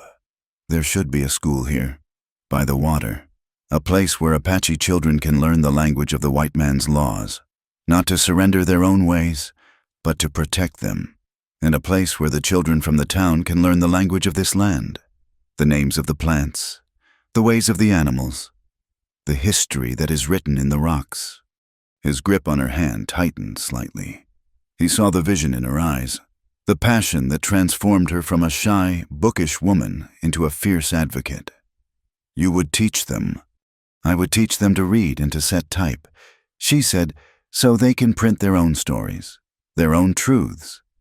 And you," she added, her voice softening, "you would teach them how to survive, how to live with the land, not just on it, how to be warriors of a different kind." The vision hung in the air between them, a tangible thing, a future they were building together out of words and dreams. It was a future where their two worlds did not collide, but met and created something new. He raised his free hand and gently, hesitantly, touched her cheek. His fingers were rough, but his touch was as soft as a moth's wing. It was a gesture of immense tenderness, a question asked without words. "Eleanor," he said, his voice a low rumble. His use of her name was an intimacy all its own. "I want you to know this. What I feel, it is strong, but I will not take what is not offered with a clear heart and a clear voice. I will not touch you beyond this until you tell me it is your wish. You have a freedom that is your own. I will not be the man to put a rope on it." His words were a revelation. He was offering her not just affection, but a profound and absolute respect. He was giving her all the power, all the control, in a world that had tried so hard to take it from her. He understood that love was not about possession. It was about honoring another's liberty. A wave of emotion, so powerful it almost brought her to her knees, washed over her. It was gratitude. It was admiration. It was a deep and certain affection that felt as solid and real as the rock beneath her feet. "I want to go slowly," she said, her voice finding its strength, "and I want to go surely, with you." It was enough. It was a promise. He nodded, a deep and solemn understanding passing between them. From across the fire, Chaska, who had been watching the stars, suddenly went still, his head tilted, his gaze fixed on the vast, dark expanse to the east. The wind had shifted, and it carried on it a sound that did not belong to the night. It was not the call of a coyote or the whisper of the breeze through the scrub brush. It was a faint, rhythmic sound, the distant, metallic chink of shod horses moving over rock, a sound where no shod horses should be. He did not say anything to disturb the quiet moment his friends were sharing, but his hand moved, resting lightly on the hilt of his knife. The piece of the mesa was a beautiful, fragile thing, and he knew, with a sudden, cold certainty, that it was not going to last.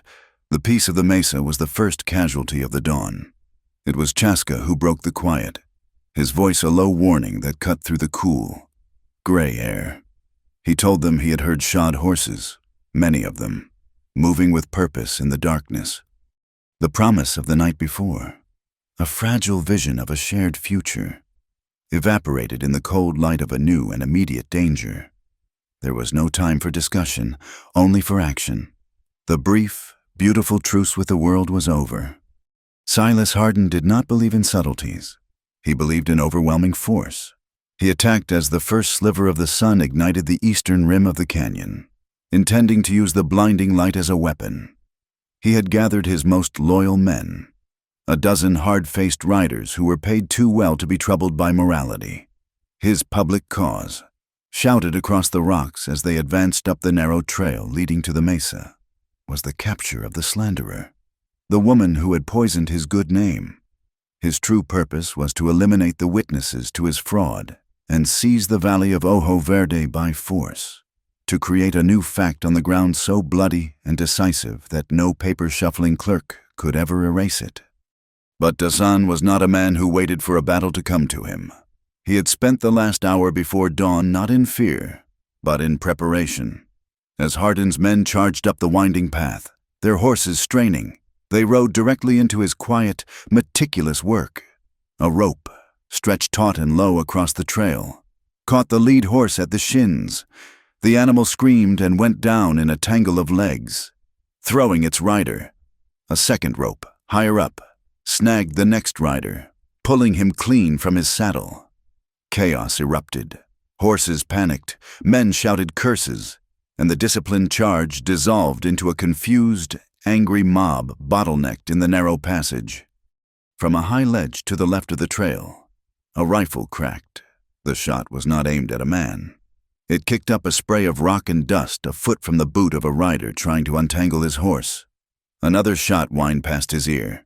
It was Chaska, his face a mask of calm concentration. He was not trying to kill them. He was hurting them, using bullets to control their movements, pinning them down in the kill zone of the passage, turning their superior numbers into a liability. His shots were a declaration you will advance no further. At the top of the mesa, near the precipice, Eleanor clutched the small, tin whistle Chaska had given her. It felt foolishly small, a child's toy against the backdrop of gunfire.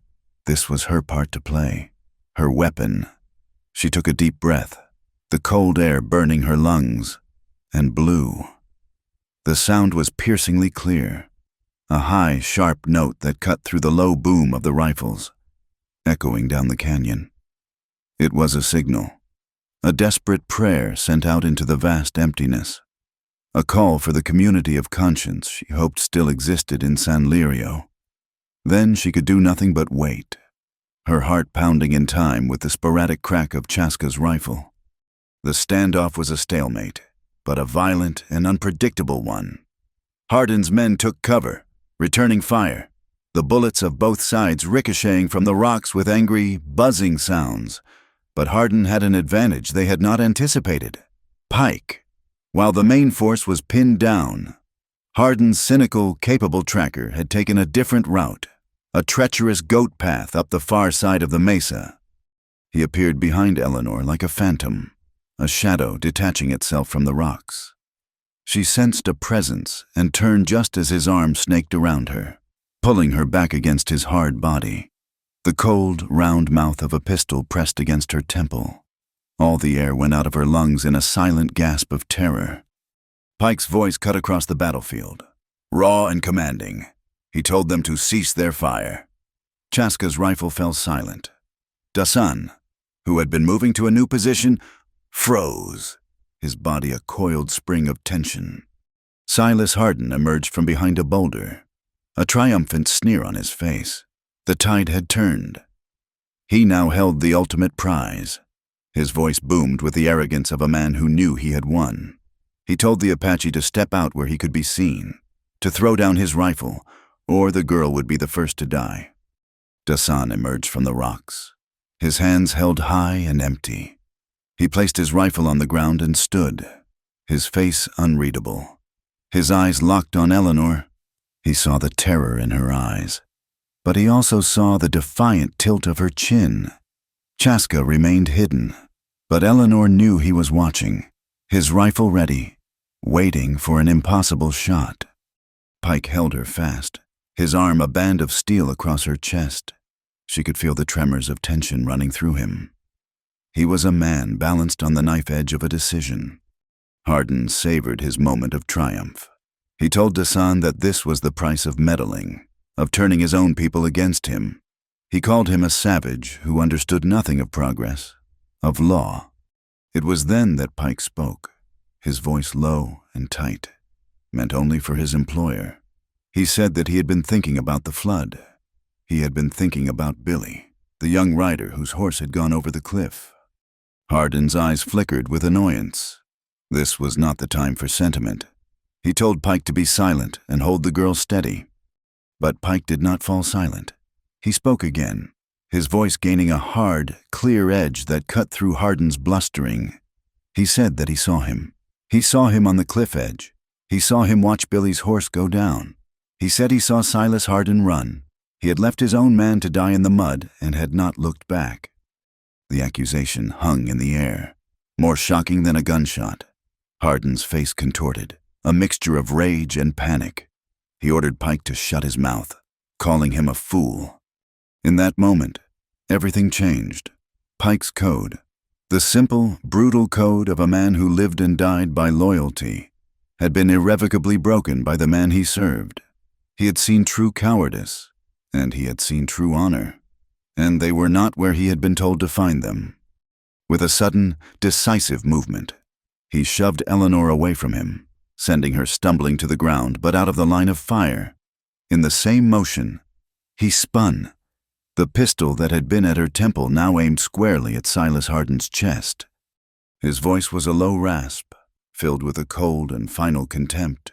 He stated that he would not work for a man who left his own to drown. The power on the mesa had shifted completely. Harden stared at his own man, his own weapon, now turned against him. His jaw worked, but no sound came out. The foundation of his world had just crumbled beneath him.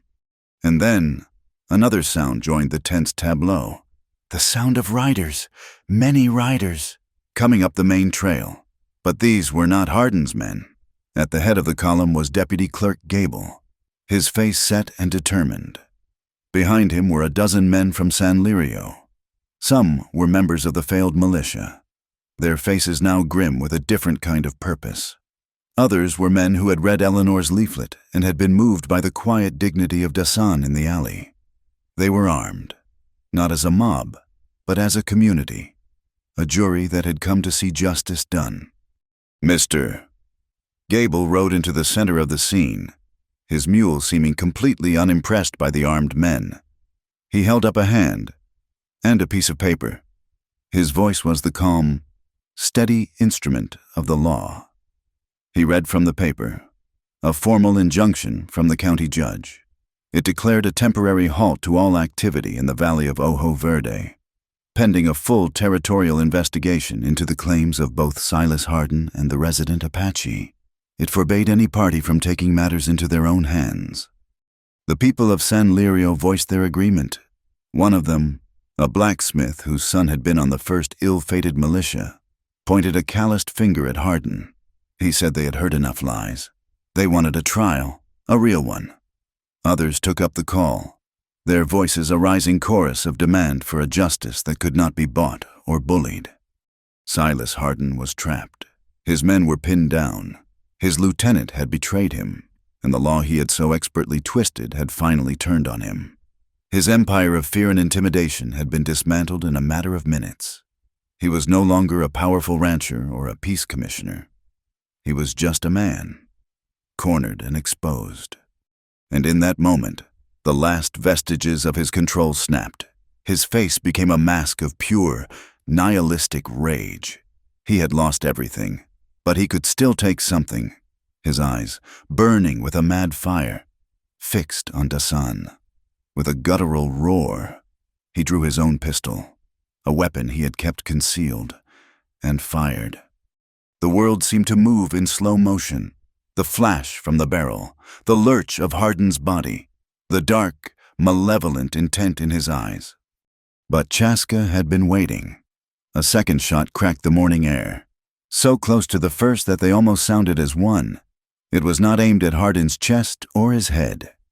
Chaska's bullet struck the heavy steel of Hardin's pistol. The gun flew from Hardin's grasp, spinning through the air before clattering onto the rocks, its single, desperate shot having gone wide.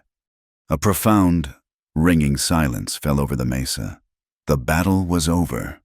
Silas Hardin stood, clutching his stinging, empty hand, his final act of violence rendered impotent. He was surrounded by the very people he had sought to control, his power broken not by a greater force of arms, but by a conspiracy of truth, courage, and community. The sun was now fully risen, casting a bright, unforgiving light on the scene, a light that seemed to burn away all the shadows, leaving only the hard, simple facts of the matter. The aftermath of the battle on the mesa was not triumphant, but profoundly still. The echo of the final gunshot faded, replaced by the whisper of the wind and the heavy, collective breathing of men who had stepped back from the brink of a massacre. Silas Hardin stood alone in the center of it all, a man hollowed out, his rage extinguished, leaving only a pathetic, ashen residue. His power had been a garment woven from fear and lies, and now, thread by thread, it had been unraveled, leaving him exposed and shivering in the harsh morning light.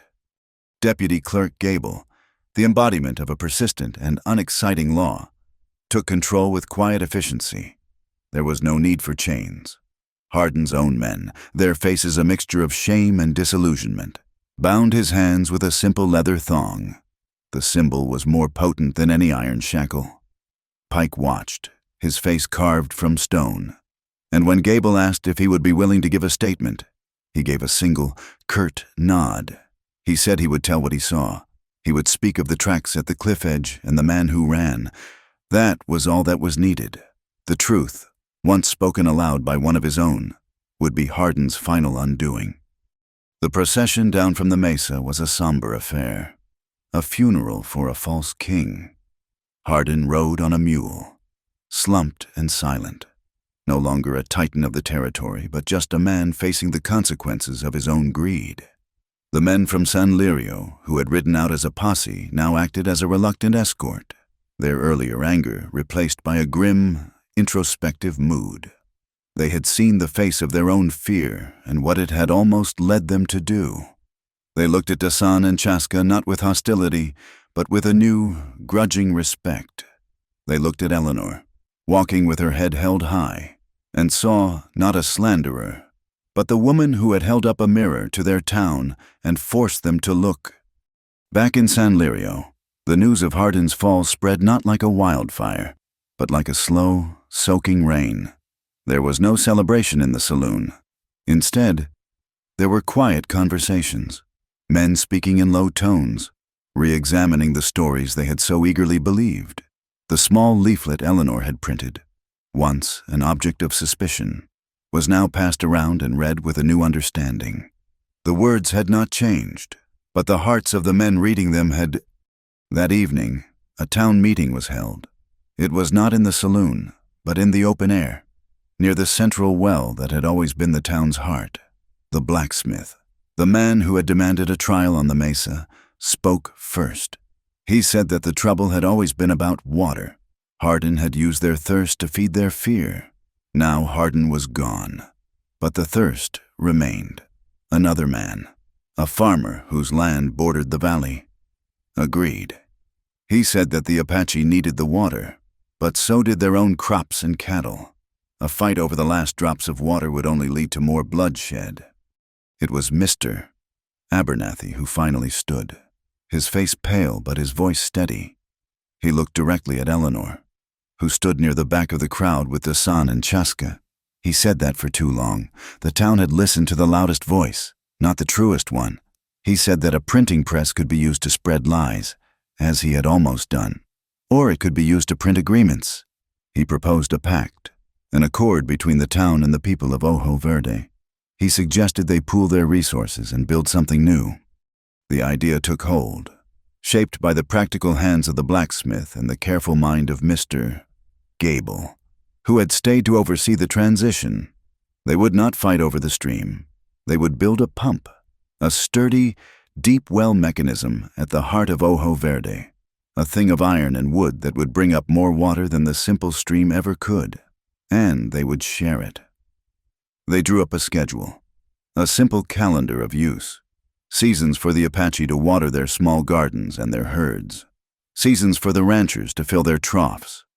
It was a piece of paper, but it was an honest one, a truth printed not to divide, but to bind.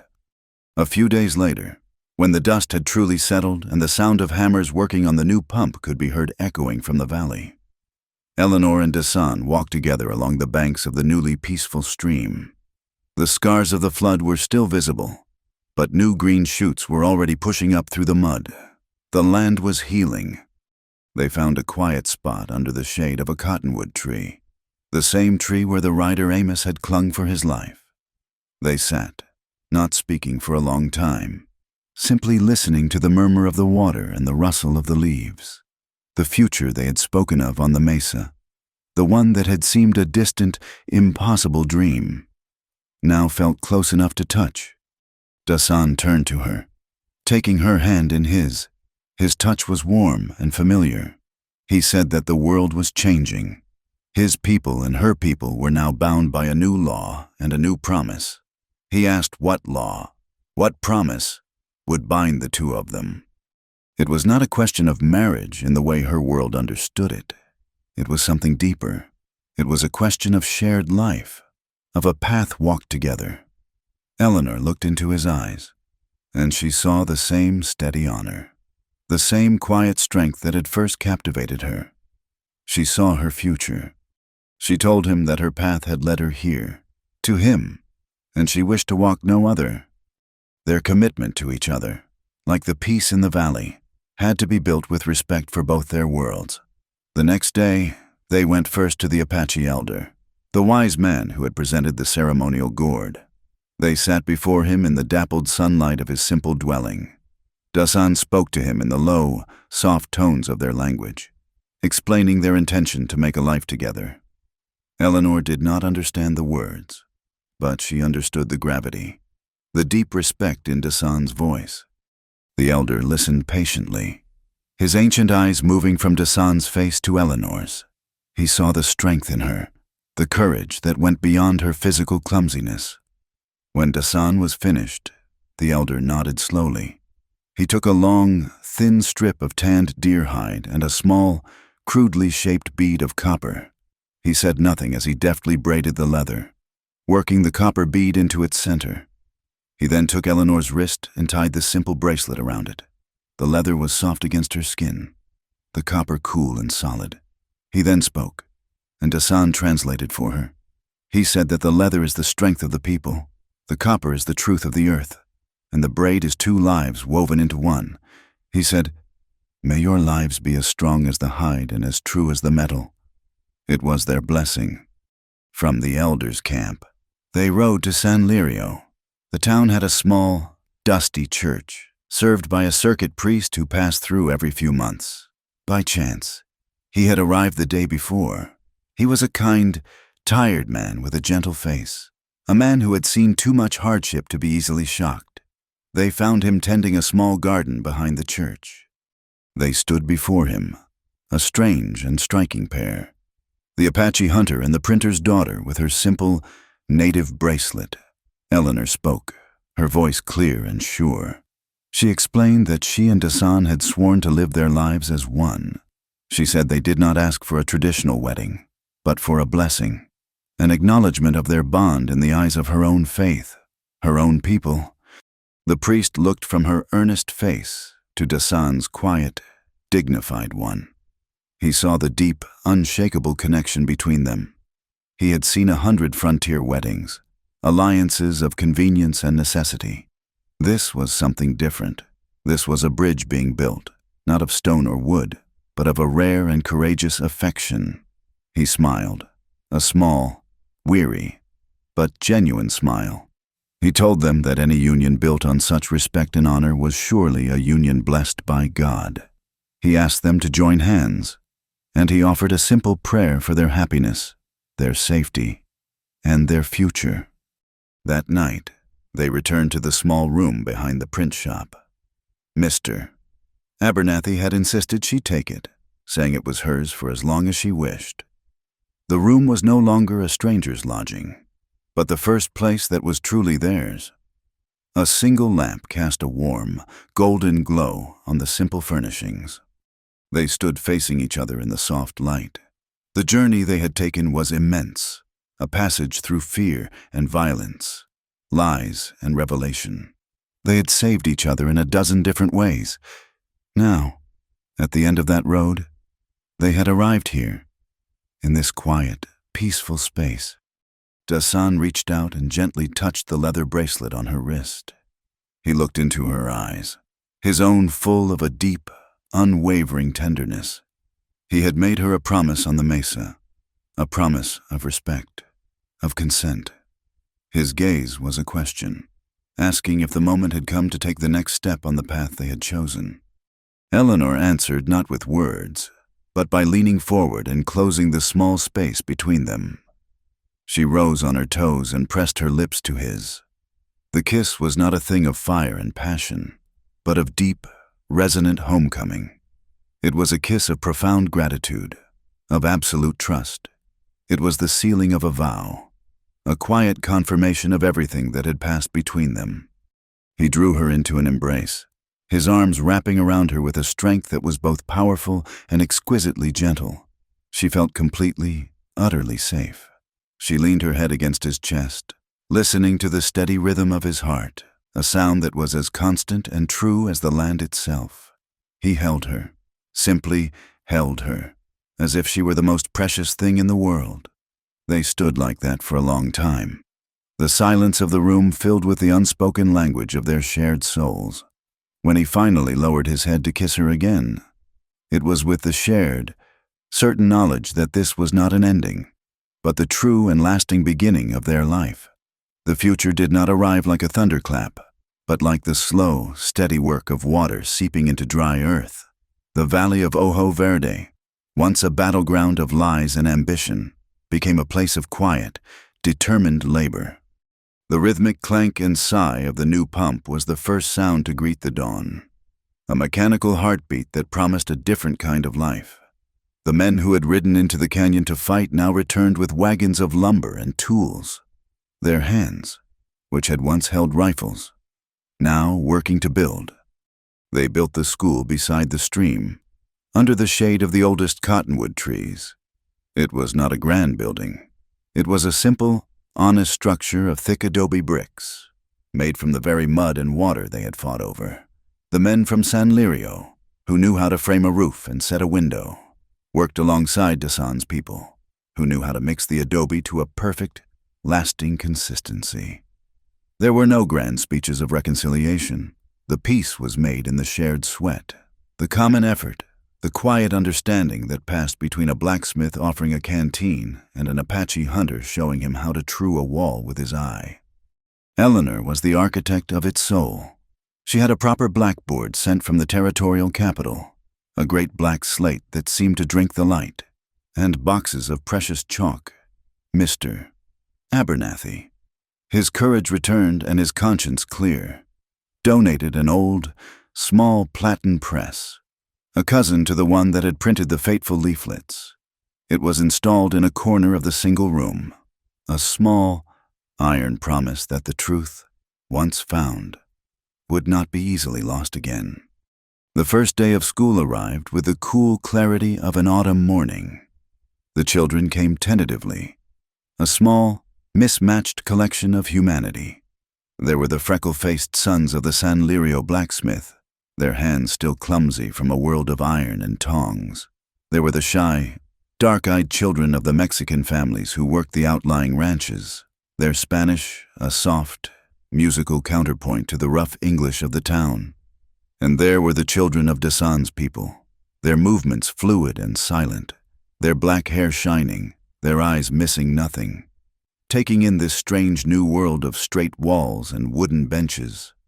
They sat together, a patchwork quilt of fears and hopes, the ancient lines of distrust and prejudice still faintly visible between them.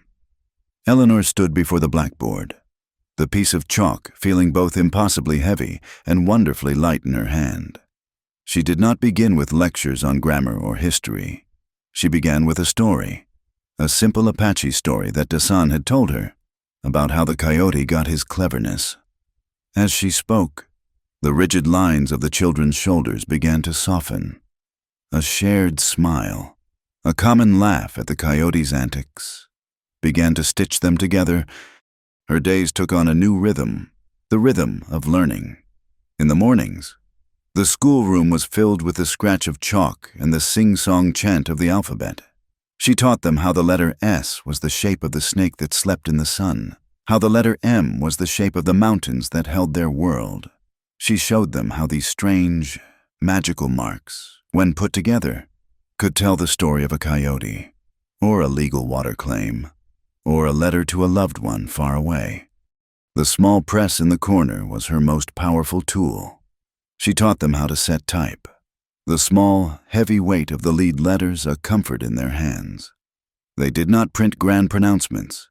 They printed the names of plants in English and Apache. They printed simple recipes for corn cakes. They printed the words to a song a Mexican child's mother had taught him. Each small, smudged sheet of paper was a victory, a piece of their blended world made solid and real.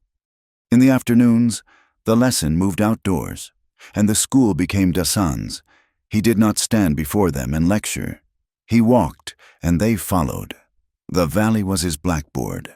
He taught them the difference between the track of a deer and the track of a wolf, showing them how to read the story of a hunt in the disturbed soil. He showed them which berries were sweet and which would knot their stomachs in pain, which leaves could be crushed to soothe a burn, and which roots, when boiled, would make a healing tea. He taught them a different kind of alphabet, the language of the land. He taught them to listen to the warning cry of the jay, to understand the meaning of a shift in the wind, to feel the coming of rain in the moisture on their skin. He taught them a profound and simple ethic to take only what was needed, to leave no trace of their passing, to offer thanks for the life that sustained them. It was a lesson in survival, but it was also a lesson in belonging. The children, in their simple, honest way, understood that they were being given two halves of a single, vital education. They learned to write the name of the cottonwood tree from Eleanor, and they learned from Dasan how its bark could be used to treat a fever. One kind of knowledge gave them power in the world of men and laws. The other gave them a home in the world of the earth itself. The two were not in conflict. They were in harmony. One bright afternoon, as Eleanor was helping a small Apache girl guide a sheet of paper into the press, a familiar figure appeared on the trail. Chaska rode in, his horse moving with its usual easy gait. His arrival was always a cause for excitement. He was their link, their news, their connection to the wider world that lay beyond the canyon walls.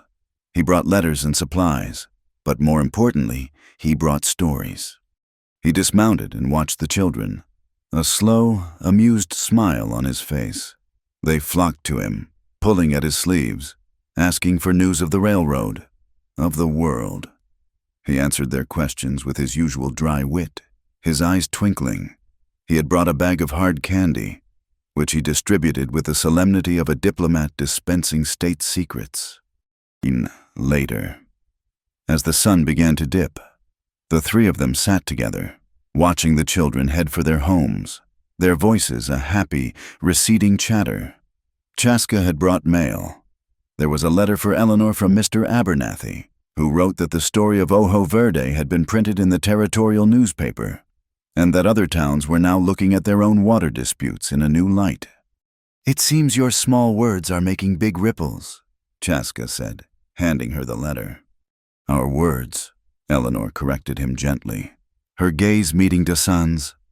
Chaska leaned back, content. His life was one of movement, of lonely trails and distant horizons.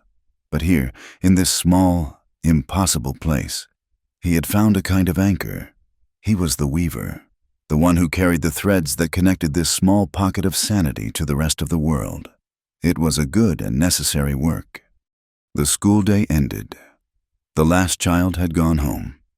Eleanor walked to the small bulletin board they had built outside the schoolhouse door. From her pocket, she took a small, neatly printed slip of paper, fresh from their little press. It was not a lesson or a recipe. It was their first official newspaper, a single sheet titled The Ojo Verde Chronicle. There was only one article, under a simple, bold headline. It read, "Water shared equally, truth printed boldly." She pinned it to the center of the board. Dasan came and stood beside her, his arm resting lightly around her shoulders. They looked at the small piece of paper, a testament to everything they had fought for and everything they were now building. The clank of the pump was a steady, reassuring rhythm in the background. They walked to the stream and stood watching the clear water flow over the smooth stones, the same water that had been a source of so much hatred and had, in the end, washed the valley clean. The future was not a simple, sunlit path. The railroad would arrive soon, a great iron snake that would change the land forever. New laws would be written in distant cities by men who had never seen this sky. New men like Silas Harden would come, with new and more clever lies. The struggle was not over. But as Eleanor looked at the strong, calm profile of the man beside her, and as she felt the solid weight of the leather and copper bracelet on her wrist, she knew that they were no longer alone in the fight. They had each other, and they had a community forged in fire and flood. They had a school, a small, stubborn fortress of hope. They had learned how to stand together. And for now, in the golden light of the setting sun, that was enough. Thank you for joining us on this journey through the American West. Please comment below with where you are listening from so we can all connect. And be sure to subscribe to Wild West Tales, like this video. And press the hype button to help share this story with more listeners.